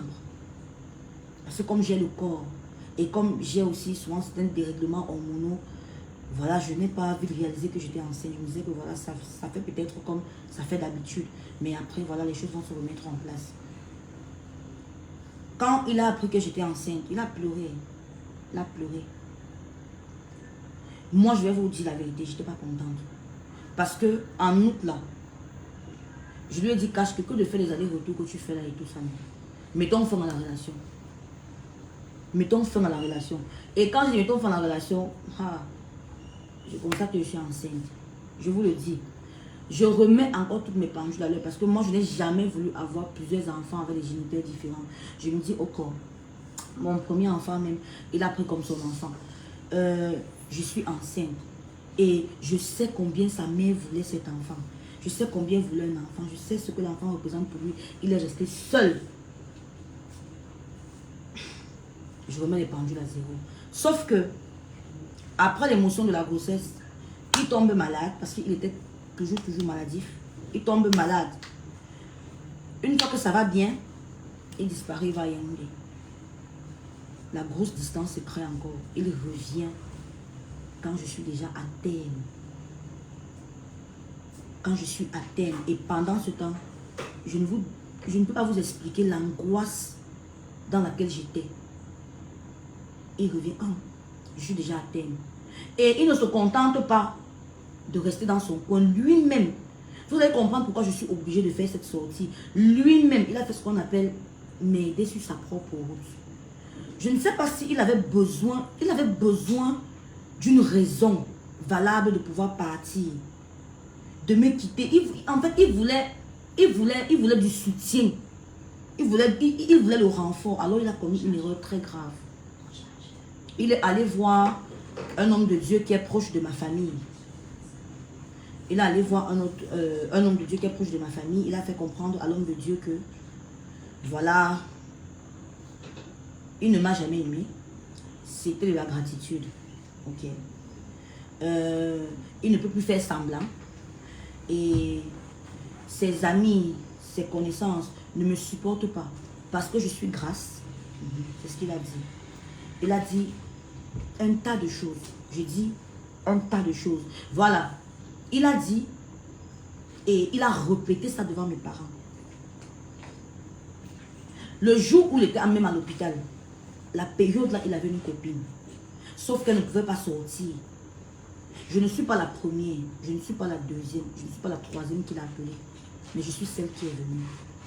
Quand quelqu'un a déjà le sang-froid de dire ça devant mes parents qui l'ont pris comme un fils, il faut me pardonner. Je le mets face à ses responsabilités et à ses paroles. Je préfère encore procéder comme ça que de rester d'attacher mon cœur et de proférer des paroles de malédiction contre lui. Je préfère faire ça. Donc,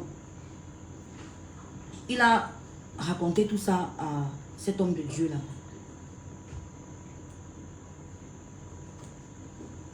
Il a raconté tout ça à cet homme de Dieu. Et puis, quand moi je suis maintenant allée le voir pour me plaindre aussi, il me dit, ma fille, je vais te dire avec toi, il n'y a rien à enlève le cœur. Là, je précise, je suis enceinte déjà. Voilà, il est venu me voir et voilà ce qu'il m'a dit. Mais ça m'a touché. Quand je lui en ai parlé, le fait qu'il ait été exposé, il a débarqué chez nous à la maison, il a convoqué l'homme de Dieu, il a correctement lavé et rincé devant mes parents. Il a répété tout ce qu'il a eu à répéter devant mes parents, notamment le fait que voilà, c'était de la gratitude, voilà, le fait que bref. Mon père lui a dit que depuis que je t'entends parler, j'ai envie d'entendre une toute petite partie comme ça où tu es en train de dire que tu reproches quelque chose à ma fille. Parce que là, tu es en train de venir parler comme si c'était un produit défectueux et on t'a arnaqué. Pourtant, tu ne t'es même jamais engagé. Qu'est-ce que tu lui reproches exactement? Depuis, tu ne fais que dire ce que tu as fait. Qu'est-ce que tu veux maintenant qu'on fasse? Ma mère lui a dit que mon bébé, comme elle appelle toujours mon bébé. Bon, ce qui va se passer, c'est que vous allez vous séparer. Parce que tout ce que je suis en train de dire là, ce ne sont que des prétextes. Il y a pire que ça. Il y a ce qui solidifie un couple, ce n'est pas l'amour, c'est l'engagement. Tu penses qu'elle était prête quand elle se mettait avec toi? Elle t'aimait beaucoup. Tu penses qu'elle t'aimait beaucoup quand elle se mettait avec toi? Non. Mais ma fille, c'est quelqu'un qui est loyal. Et qui met le cœur, qui se met à fond dans ce qu'elle fait. Et moi-même, je suis comme ça, je lui ai appris ça. C'est simple. Laisse-la tranquille. Ma mère lui a dit, laisse-la tranquille et regarde ce que tu viens faire. Elle est enceinte. Tu veux seulement qu'elle ait un problème. Tu veux seulement que l'enfant la sorte ou quoi. Laisse-la tranquille. Oui, tu as gagné. On a compris, tu ne l'aimes pas. Contre ça, Cédric, on ne peut pas bagarrer. Si tu avais dit peut-être que oui, elle a fait quelque chose qui a fait que tu as arrêté de l'aimer, t'as trompé, on aurait compris.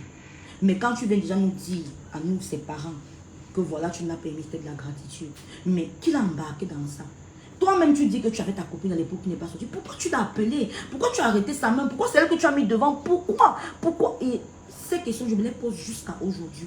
Pourquoi tu as fait tout ça en fait? Pourquoi? Si tu savais que c'était comme ça, pourquoi?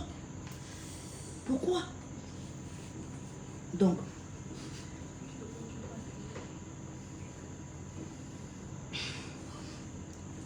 il a obtenu du travail.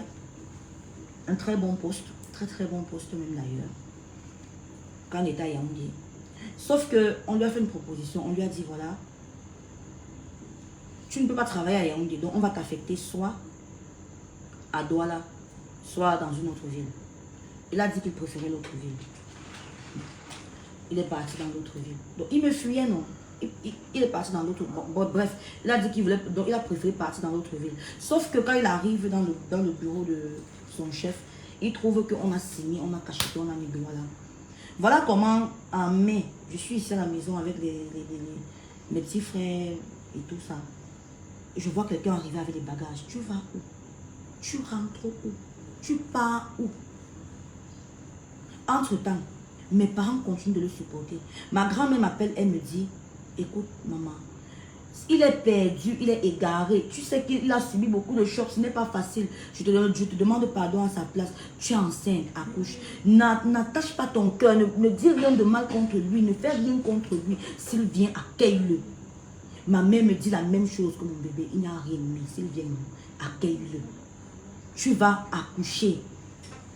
Fais tout pour être posé. Sauf que quand il arrive même, il est hautain, il est gonflé. Voilà comment je vais péter un câble. Il dit que tu vas sortir. J'ai ramassé chez lui et je dis que tu vas sortir aujourd'hui, que tu vas sortir. Il saisit ça. Il va dire au moment de sa famille que je l'ai mis dehors. Ok.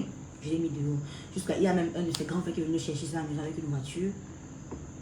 Jusqu'à me faire la morale que tu le mets dehors. Tu es dans une maison avec tes petits frères qui sont remplis partout. J'ai pété un câble. Pourquoi? Je suis l'aîné de ma famille. Il m'a trouvé. Quand il m'a connu, je vais dans un appartement avec mes petits frères. Je suis responsable de ma famille. Je vis avec mes petits frères. Il vit dans cette maison depuis. J'ai pété un câble ce jour-là. Et puis je lui ai dit, même la voiture, je ne bouge pas. La voiture, je ne bouge pas. Parce que pour moi, c'était trop facile. C'était trop facile. Trop facile. Voilà comment quand ma mère entend que j'ai piqué cette crise-là ici, elle voyage et vient me chercher.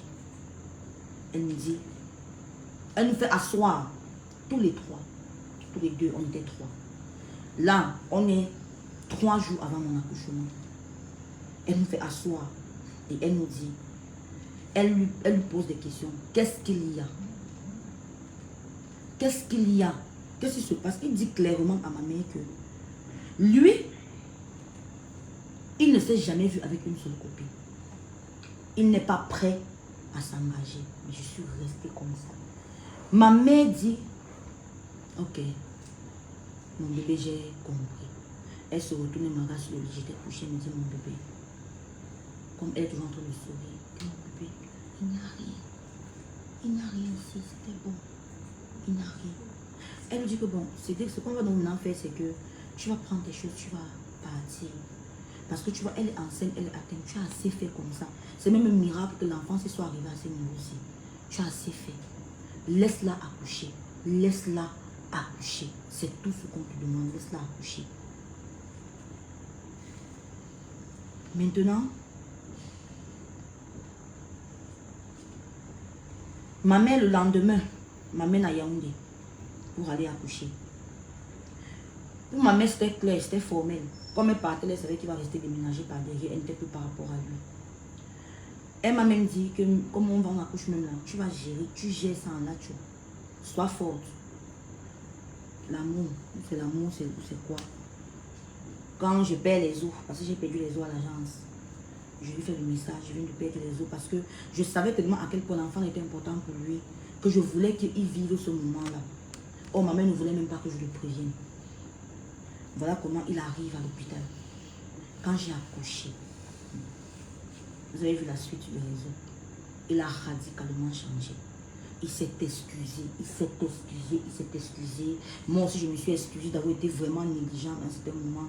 Je suis allée au sein devant mes parents, accepter que oui, moi-même, à un certain moment, j'étais négligente dans ma maison et tout. Et puis, ma vie était désordonnée. Et c'est peut-être ça qui a fait que voilà, n'a pas supporté. Ma mère dit que non.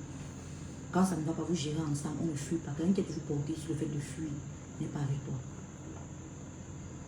Il n'est pas avec toi. Quand Rina est née, mince. Moi, je n'ai pas compris. En tout temps, je n'ai pas trop envie d'entrer au côté spirituel. La vérité, c'est que les prières ne me laissaient pas. Quand Rina est née, je n'ai pas compris comment. Subitement, même tout ce que moi-même je ressentais pour lui, toute la colère que j'éprouvais déjà, tout a disparu d'un coup. Lui-même aussi, tout a disparu. Viens nous voir. Devant les parents. On s'assoit. Vraiment, on a décidé qu'on va continuer ensemble. Même me regarder seulement le coin de l'œil. Là, je vous parle des choses qui se sont passées en mai. Mais passé cela. Mamie me reste mal le coin de l'œil. Il est venu là demander pardon aux parents. Et tout. Ma mère, elle était déjà radicale. Elle n'était plus par rapport à la relation. Elle est même allée jusqu'à faire un pari à ma petite soeur. Elle lui a dit que il y a des choses, il y a des choses qui ne trompent pas. Là où il partait, là, il va recommencer. C'est la joie du nouveau mais qui est en train de le faire. Ce gars a eu besoin de toi pour un moment qu'elle était seule. C'est tout, Cynthia. C'est tout. Il a eu besoin de toi. Et il a tellement joué. Il a tellement été à fond. Il a tellement été à fond dans, je vais dire quoi, dans son truc que voilà. Il n'y a que lui qui compte pour lui. Toi, tu viens après. Donc, on demande les excuses à la maman. Il demande les excuses à la maman, il demande les excuses au papa. Mon père lui dit, mon fils, moi j'ai fait pire que toi. J'ai fait pire que ça, mais sauf que moi j'avais l'argent. Ça veut dire que quand ton héritage va mal tomber, on ne va pas respirer. Si tu commences déjà à faire ce que tu fais là, ça veut dire que c'est grave, on ne va pas respirer. On ne va pas respirer. Donc, tu vas venir, tu vas simplement rentrer à Douala et prendre soin de ta famille. Tu vas t'arranger. Mon père nous a conseillé. On a voyagé. Quand on venait, parce que nous sommes venus ici, je crois, je me rappelle bien, oui, début du mois de juillet. Quand on est revenu à Douala, on avait une nouvelle vision des choses. Il y avait un nouveau vent, un nouvel air. Et moi, personnellement, je n'ai pas déménagé le bureau parce que j'ai chuté ou bien parce que j'ai eu des dettes. J'ai déménagé parce que je me suis rendu compte que l'indiscipline dont je faisais preuve dans ma vie, dans mon intérieur, il fallait que je range certaines choses. Il fallait que je remette ma maison sur les rails. Il fallait que je me stabilise émotionnellement en tant que femme avant de dire que je vais venir porter une société ou bien gérer les gens. Parce que je ne fais que m'enfoncer.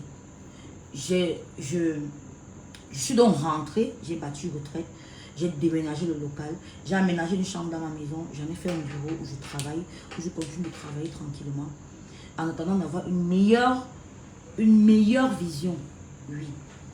Donc, c'est donc dans tout ça, tout est nickel, tout est propre. Normalement, c'est ce qu'on s'est dit. Sauf que, comme je l'ai dit dans ma sortie, le gars change encore. Et cette fois, quand je le fais asseoir, que Dieu, il y a encore quoi? Là, lui-même il me dit que la vérité, c'est que non, je ne te retouche rien. Avant même, c'était facile parce qu'il y avait des prétextes. Ce n'est pas tel, ce n'est pas tel, ce n'est pas telle chose. J'ai sans rien à voir avec tout ça. Le truc est que tu ne m'attires pas. Pour vous dire vrai, avec tout ce que j'avais déjà vécu dans la relation, j'ai éclaté de rire. J'ai éclaté de rire. Je me souviens, il était couché, moi je suis devant la panderie, j'ai éclaté de rire. Mais toi, tu es le phénomène. C'est pas avant-hier que tu me disais que tu m'aimais, Aïssi. Tu sais pas ce que tu es bipolaire. Qu'est-ce qui t'arrive? Avant, tu m'as pas dit que tu m'aimais. Maintenant, c'est que tu ne m'aimes pas assez. Si je remarque bien, toutes tes ex se ressemblent. Elles sont brunes, avec la taille de guêpe, les formes. Et j'ai ri. J'ai vraiment ri. Et je lui ai dit, papa, donc moi je n'ai pas les formes. Mais parce que je viens d'accoucher. Même quand il n'a pas accouché, j'ai de le ventre. Est-ce que je n'ai pas les formes? J'ai ri que bon. Je crois que là, parce qu'il y a un truc qu'on faisait souvent, c'est que parfois qu'elle avait ces moments où il se perdait souvent, je m'asseyais. Je me levais même, je m'asseyais sur ma propre douleur pour commencer encore à le conseiller. Ce jour-là, je lui ai dit que tu vois que le problème, c'est pas moi. Le problème, c'est toi. Parce que le genre d'état d'esprit que tu as là, si je commence maintenant à me décaper la peau, tu vas dire que non. Maintenant, c'est mon ventre qui est trop gros. Je vais retirer la graisse en Tunisie. Tu vas dire que non, il faut que j'ajoute les fesses. Je vais ajouter les fesses, tu vas dire qu'il faut que j'ajoute les seins. Après, un jour, tu vas me quitter en disant que je ne suis pas naturelle. Mon gars. Mieux non. Je reste comme je suis. Et regarde-moi très bien. La chance que j'ai eue à cette période, c'est que je m'étais déjà plongée dans la foi. Donc, ma joie ne venait plus de lui. Donc, du coup, quand ça me faisait rire, en fait. Parce que je comprenais que, mais attends un peu, qu'est-ce que le gars s'est en train de raconter? Il est même sérieux, il s'entend parler. Et puis, il m'a dit clairement, je ne t'aime pas assez. Ce jour-là, je lui ai dit, tu as donc donné les vraies raisons pour lesquelles notre relation ne va pas marcher. J'espère seulement que les raisons que tu me donnes là, comme quoi je ne t'attire pas assez, comme quoi je ne t'attire pas, tu ne m'aimes pas assez, j'espère que tu peux les assumer. Tu as déjà assumé ça devant mes parents. J'espère que tu peux assumer ça devant ta famille, devant nos amis qui vont te demander ce qui s'est passé et devant les internautes. Parce que la vérité, c'est qu'au fond, j'ai trouvé ça tellement méchant que je me demandais en fait s'ils se rendaient compte. Parce que toutes les paroles qui passaient, c'est comme si à un moment donné, il faisait des choses exprès pour que je parte. Sauf que j'étais enceinte. Et même, je vais partir où? C'est lui qui partait et revenait, partait et revenait. Je sais pas. Qu'est-ce qu'il y a? Quand je dis même que je coupe la relation, non. Il joue à danse parfaite. Tu fais quoi? Pour finir, c'est moi qui ai coupé. Tu fais quoi? Qu'est-ce que tu fais? Donc, ce jour-là, je lui dis, j'espère que tu peux assumer ce que tu dis devant les gens. J'espère que tu peux assumer ce que tu dis devant les gens. Et devant tous ceux qui vont te rencontrer. Il me fait comprendre que... Il a ri le jour-là. Hein, parce que je lui ai dit que oui. Parce que moi, tu vois comment on a commencé sur la toile là. Moi, je vais aller dire que c'est fini. Et je vais te donner les raisons. Il savait que j'avais fait cette sortie. Je lui avais dit. Mais il ne m'a pas pris au sérieux. Il dit que donc tu vas aller dire aux gens que je suis partie parce que je ne t'aimais pas assez, que tu ne m'attires pas. Parce que ce jour-là, il m'a dit que voilà, il veut aller d'abord vivre ailleurs. En fait, ce qu'il voulait, ce qu'il aurait voulu faire, ce qu'il aurait souhaité faire, c'est aller vivre. Quand il finit de vivre maintenant, et il réalise que oui, Cynthia, il revient. On est clair que quand je fais une telle sortie, c'est pour gâter, c'est pour couper. Je dis que je coupe. Je coupe. Je coupe. Donc,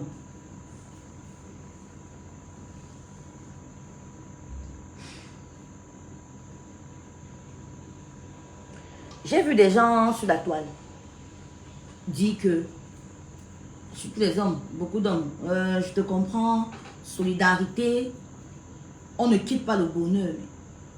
Sûr que tu souffrais, mais bien sûr qu'il souffrait, mais il souffrait. Quand tu te mets avec quelqu'un que tu n'aimes pas, tu t'attends à quoi? Tu es en train de souffrir, tu fais souffrir la personne. Bien sûr qu'il souffrait. Il est sorti d'ici comme s'il partait, mais même j'étais dépassé. Il souffrait, le gars souffrait, il faisait pitié. Mais pourquoi chaque fois que j'ai voulu te libérer, tu n'as pas voulu? Parce que tu attendais peut-être mieux, ou bien je sais pas. Toi, tu sais quelles étaient tes motivations. J'ai vu les gars, les associations sorties là, qu'on ne quitte pas le bonheur. Si tu as eu à faire ça, ça veut dire que tu avais tes raisons. Quelles raisons? Est-ce que je vous ai dit ici là que c'est peut-être l'infidélité qui nous a séparés, quoi que ce soit? C'est le fait qu'il ait dit que les sentiments là, ce n'était pas ça. Ça veut donc dire que tu as fait semblant pendant tout ce temps.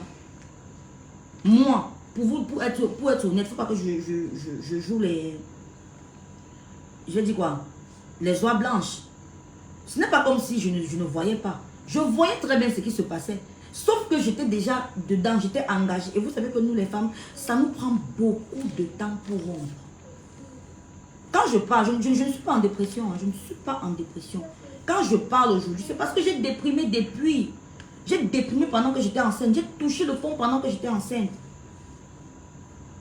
C'est passé. Donc quand il a seulement rebissé 1 mois et demi après notre arrivée, j'ai éclaté de rire. J'espère que tu vas assumer ce que tu dis là, c'est tout. Je ne veux pas entendre d'autres versions de haut. Assume. Tu es un grand. Donc tu vas assumer tes choix. Tu vas assumer. Donc, c'est un peu ça.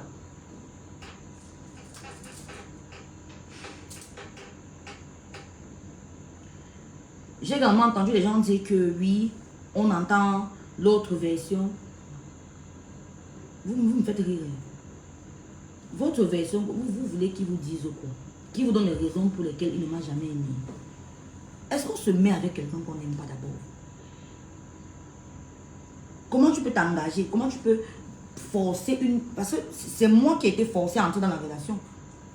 Je n'étais pas prête, je le dis toujours, je n'étais pas prête, je n'étais pas prête. La preuve, les opportunités que j'avais en ce moment-là et tout ça, je n'ai même pas pu les gérer comme il le fallait parce que émotionnellement, il fallait que je le gère lui. Et je passais à côté de beaucoup de choses. Je n'étais pas prête. J'étais prête à travailler et à monter et à continuer de monter. Je n'étais pas prête à faire une pause parce que voilà, il y a quelqu'un qu'il fallait que je soutienne, mais je l'ai fait. Je n'avais pas le choix. N'importe qui aurait fait la même chose à ma place.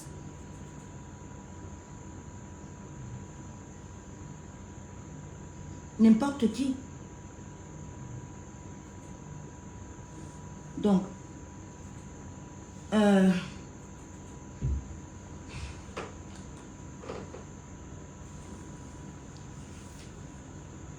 aujourd'hui, nous sommes arrivés à un stade où lui, il aurait souhaité hein, qu'il parte et puis tout passe crème.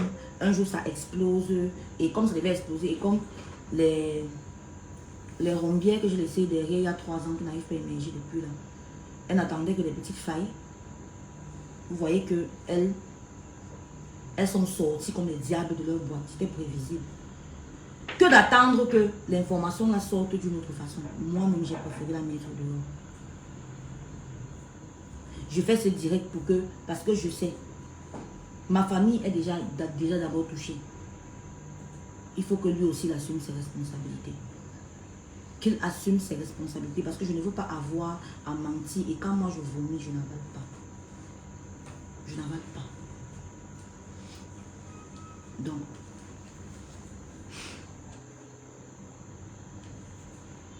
pour ce point-là,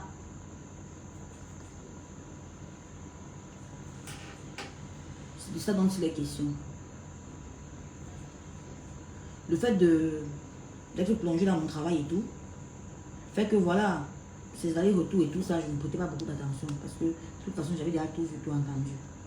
Tout vu et tout entendu venant de sa part parce que lui, il est très fort. Donc, j'ai tenu à entrer dans cette profondeur pour vous dire, parce que ça ne me fait pas plaisir de venir raconter sa vie, c'est sa vie privée. Ce sont ses parents, ils n'ont pas demandé à être exposés sur la toile, mais il fallait que je le fasse. Pour vous faire comprendre que je n'ai jamais forcé aucune relation, que ce soit très clair pour vous. Que ce soit très clair pour vous. Moi, j'ai été embarquée dans une relation et je me suis engagée et j'étais fidèle à l'engagement. La preuve, à la dernière minute, je lui disais, l'engagement que j'ai pris depuis le début, c'est cet engagement qui m'a tenu jusqu'à maintenant. Tu penses que je n'ai pas souhaité blesser, je n'ai pas eu peut-être eu des envies ou bien je n'ai pas voulu aller voir ailleurs. Tu crois, mais je ne l'ai pas fait parce que j'étais engagée. Parce que je me suis engagée, parce que toi-même tu sais dans quoi on est. Je vois beaucoup de gens qui vont venir dire que voilà, cette sortie n'était pas nécessaire. Oui, elle était. Elle était déjà d'abord pour clôturer ce dossier d'il y a 3 ans parce que je suis fatiguée, qu'on saisit chaque fois des petites failles.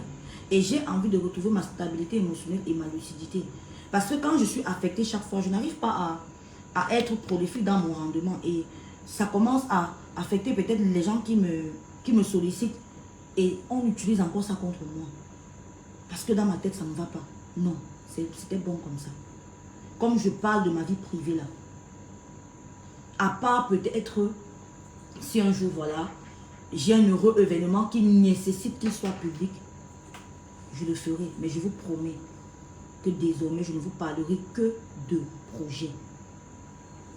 Je dis que de projets, je ne parlerai que de projets. Que de projets.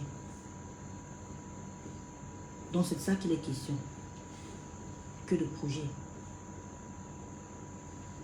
Il y a des choses avec lesquelles on ne joue pas. Il y a des choses avec lesquelles on ne rit pas.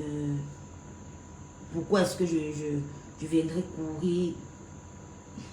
Et puis il y a une autre catégorie de personnes que je lis qui prennent un malin plaisir à dire que voilà, le physique, il te méritait.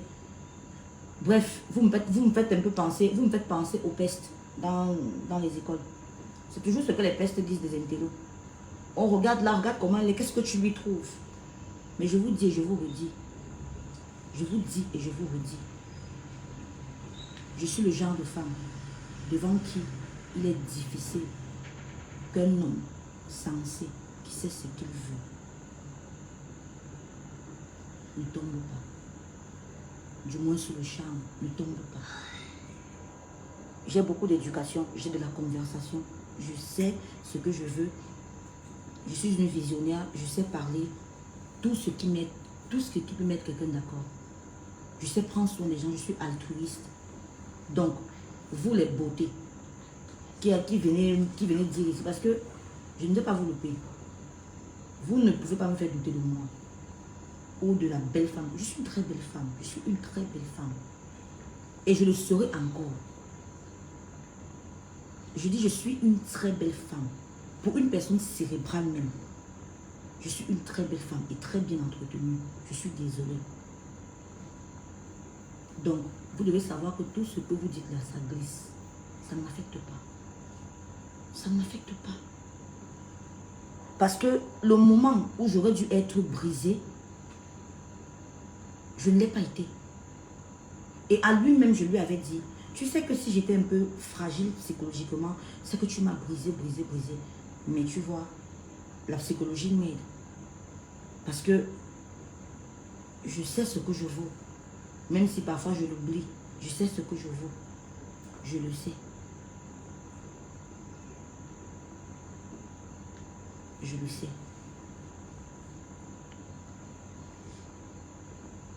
Je fais cette sortie également parce que je veux remercier sa famille, entre guillemets. J'ai fait ma sortie d'hier pour le libérer. J'ai fait ce que j'avais à faire. Je ne vais pas forcer les gens à m'aimer. Je ne vous ai pas forcé à m'aimer. Je ne me suis jamais imposé à vous. Je ne l'ai pas forcé à m'aimer non plus. C'est lui qui m'a embarqué dans une histoire alors qu'il n'était pas prêt. Moi, je n'étais pas prête, sauf que j'avais déjà la maturité quand même de savoir que voilà comment on peut construire un foyer. Voilà. Il a besoin de vivre. Qu'il vive. Et puis un jour, qui sait, il va prendre conscience de ses erreurs et tout. Et puis il va grandir. Ça ne le tuera pas. Même le direct ne le tuera pas. Quelqu'un m'a dit dernièrement que la sympathie, l'antipathie, la haine sur les réseaux sociaux, c'est passager. Tout ça, bientôt on parlera d'autre chose. On parlera d'autre chose. Il y en a qui lui diront vraiment, Comment une femme peut sortir, déballer? Oui, je suis sortie, j'ai dit. J'ai dit, c'est mon choix. C'est ce qu'il a fallu que je fasse pour me sentir bien. Parce qu'à un moment donné, quand ta santé mentale veut être attaquée, non, il faut réagir. Parce qu'il y a beaucoup d'autres choses que je ne dis pas. Mais croyez-moi, cette sortie était nécessaire. Cette sortie avait sa place. Elle était nécessaire.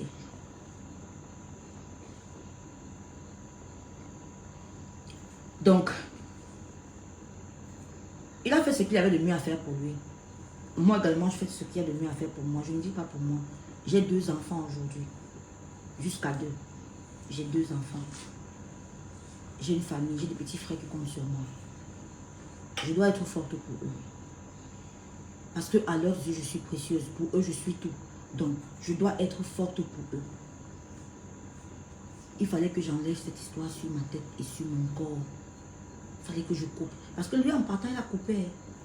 Même si quelle bombe allait exploser sur moi, là, ça n'allait pas l'atteindre. Jamais. Ça n'allait pas l'atteindre. Pourtant, lui, il a fini de poser ses bombes. Beaucoup, beaucoup, beaucoup. À un moment donné. Tout comme moi, j'ai assumé l'amour que j'ai eu pour lui. Qu'il assume l'amour qu'il n'a pas eu pour moi, c'est tout. Parce que je n'ai fait que relayer ses propos à lui. Je ne suis pas allée inventer quelque chose, non.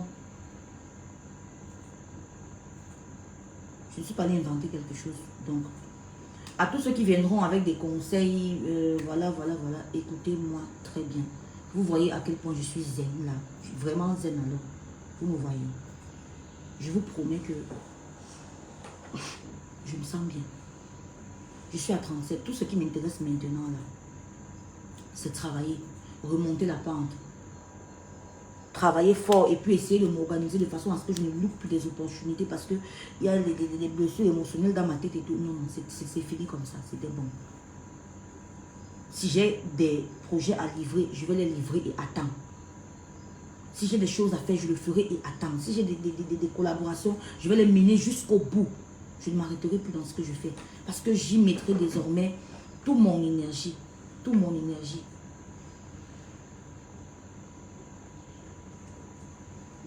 Donc, je suis désolée d'avoir été aussi longue. Vraiment. Mais je ne peux pas finir ce direct sans vous dire que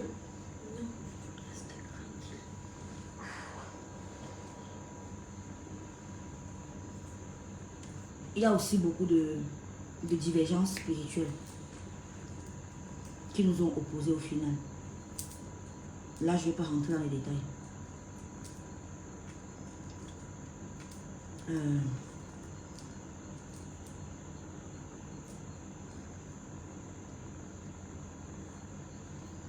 Je veux passer ce petit message à toutes les femmes qui m'ont écouté, qui ont écouté mon histoire, qui sont senties concernées d'une façon ou d'une autre. Aucune femme ne veut avoir ses enfants avec des pères différents. Aucune. Mais il y a des choses qui arrivent et on doit s'adapter. Et on doit faire ce qu'il y a de mieux. On doit faire ce qu'il y a de mieux pour nous. Récemment, j'ai fait une vidéo sur... maintenant que j'ai fini avec le côté sentimental. J'ai fait une vidéo sur la vision familiale où je parlais aux uns et aux autres ce que c'est que la vision familiale. La femme au cœur de la vision familiale. La vision familiale, c'est la base. Et ma vision familiale, elle est très claire. Très, très claire. Ça veut dire que moi, je veux que mes enfants grandissent au sein d'une famille qui est soudée. Spirituellement, légalement, qu'ils aient la même figure paternelle, qu'ils aient une éducation bien dosée, de la sagesse, qu'ils aient des parents modèles pour que demain aussi puissent avoir des familles équilibrées. Parce que c'est comme ça que les gens brisent les gens, qui vont venir briser les gens, qui vont venir briser les gens. Je coupe ça à mon niveau, ça reste là. C'était bon, c'est fini.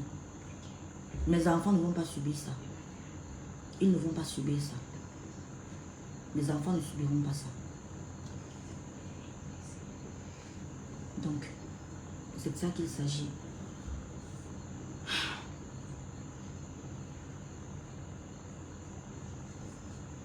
quand je suis venue faire ce direct, je ne m'attendais pas moi-même à être aussi explicite.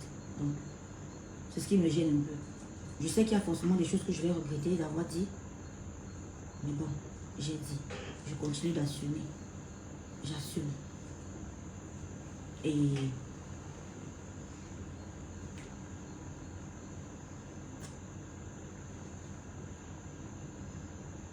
j'espère vraiment que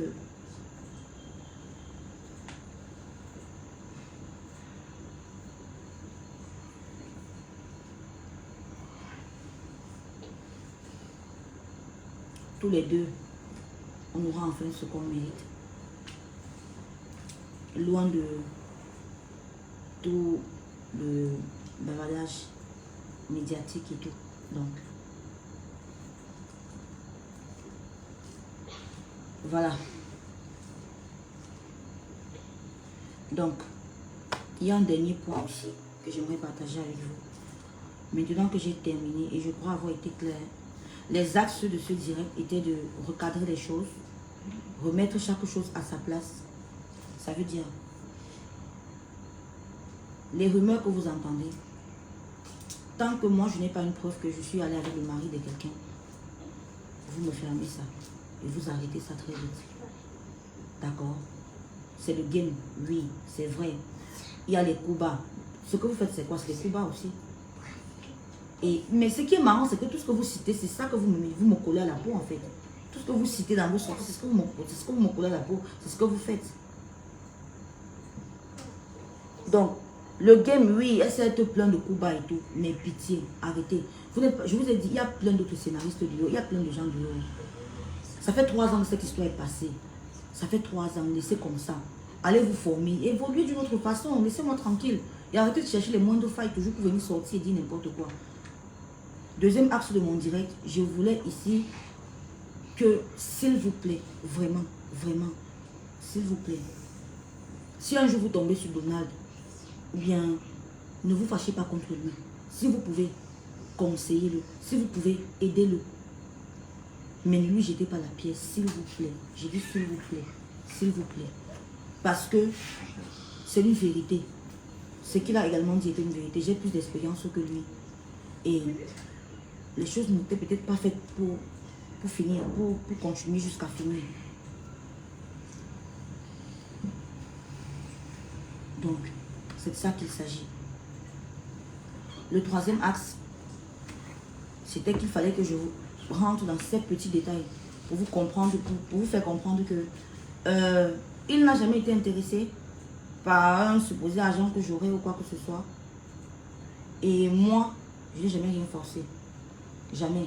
Il y a eu quelque chose de très profond qui nous a attachés. Il y a eu des drames, il y a eu des situations où j'ai joué mon rôle. J'ai joué mon rôle, c'est tout. Donc, pitié. Si pour vous, c'est ça, forcer la relation, ok, j'ai forcé la relation. J'ai forcé la relation. J'ai forcé.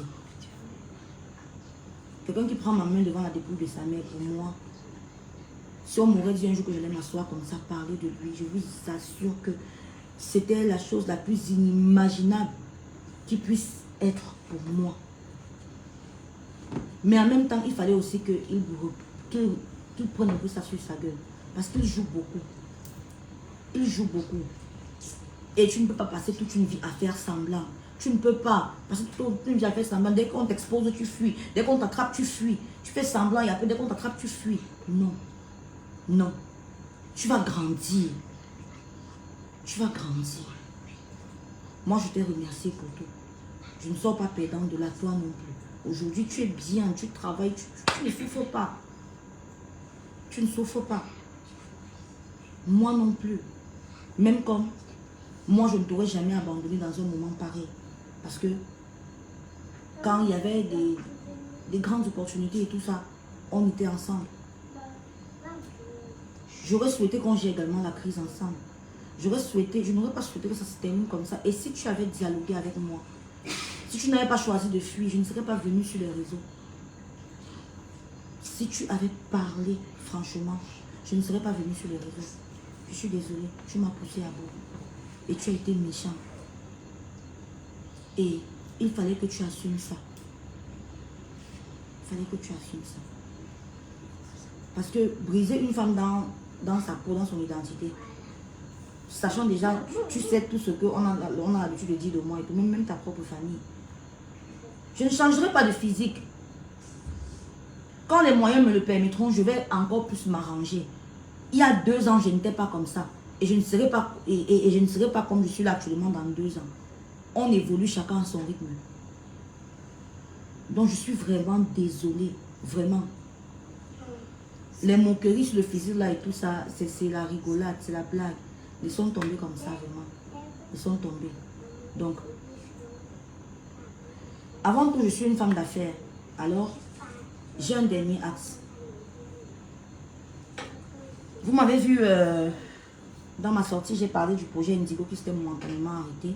C'est momentané. C'est momentané, je précise. La vérité, c'est que quand ça va me reprendre, vous ne le saurez pas. Parce que pour avoir expérimenté quelque chose récemment, je peux vous affirmer que la meilleure façon de vivre, une fois de plus, est de vivre caché. La meilleure façon de faire les choses est de faire les choses cachées. Quand le projet Indigo s'est arrêté, je ne me suis pas assise sur mes lauriers. J'ai commencé et j'ai terminé la production d'une série. Dans le silence le plus total. Dans l'inconnu. C'est-à-dire que j'ai commencé et j'ai fini. Même un mal de tête, je n'ai pas eu. Et ça m'a encore fait grandir. Donc, cette série est titrée Dimension 13. Et vous savez que au moins quand on parle de travail, je ne tâtonne pas. Je donne tout. Je mets de mon âme et tout. Donc, Dimension 13 sera à votre portée sur les réseaux dans quelques jours. Vous aurez plus d'informations plus tard. Et tout à l'heure, vous allez recevoir un prévisuel. Un prévisuel qui a été fait. Je suis vraiment désolée que ce soit dans ces circonstances que je vienne annoncer cela. La série a été tournée depuis avril-mai. Depuis. Donc, j'espère que vous allez l'accueillir et que vous allez l'aimer. Et voilà. Désormais, quand moi je viendrai sur la toile, je vous parlerai de projet. Parlez-moi également de projet, s'il vous plaît. C'était bon comme ça. C'est bon. Moi, là, je viens de vider tout ce qui me restait. C'était bon. Si ce n'est pas facile, ça me prend le temps que ça va me prendre. Je ne fais pas semblant d'être heureuse. C'est juste que j'ai connu plus difficile que ça. Et j'ai aussi traversé la période où je me lamentais. Parce qu'il y a une période où j'étais franchement affectée. Mais là, ça va. Ça va et tout ce que je veux, c'est me concentrer sur mon travail. C'est travailler, c'est travailler, c'est travailler, c'est travailler. Vraiment, c'est tout. Et j'ai également un dernier mot pour mes détracteurs. Parce que oui, jamais des détracteurs, jamais. J'ai un dernier mot pour mes détracteurs.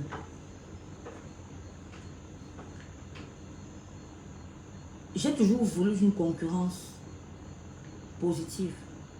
Le genre de concurrence que voilà, tu as vu quelqu'un faire, tu apprécies et puis tu veux faire mieux. Mais vous êtes dans la destruction. Ça veut dire que si vous n'arrivez pas à évoluer, il faut que les autres n'évoluent pas. Moi, je vais vous dire quelque chose de très fort aujourd'hui.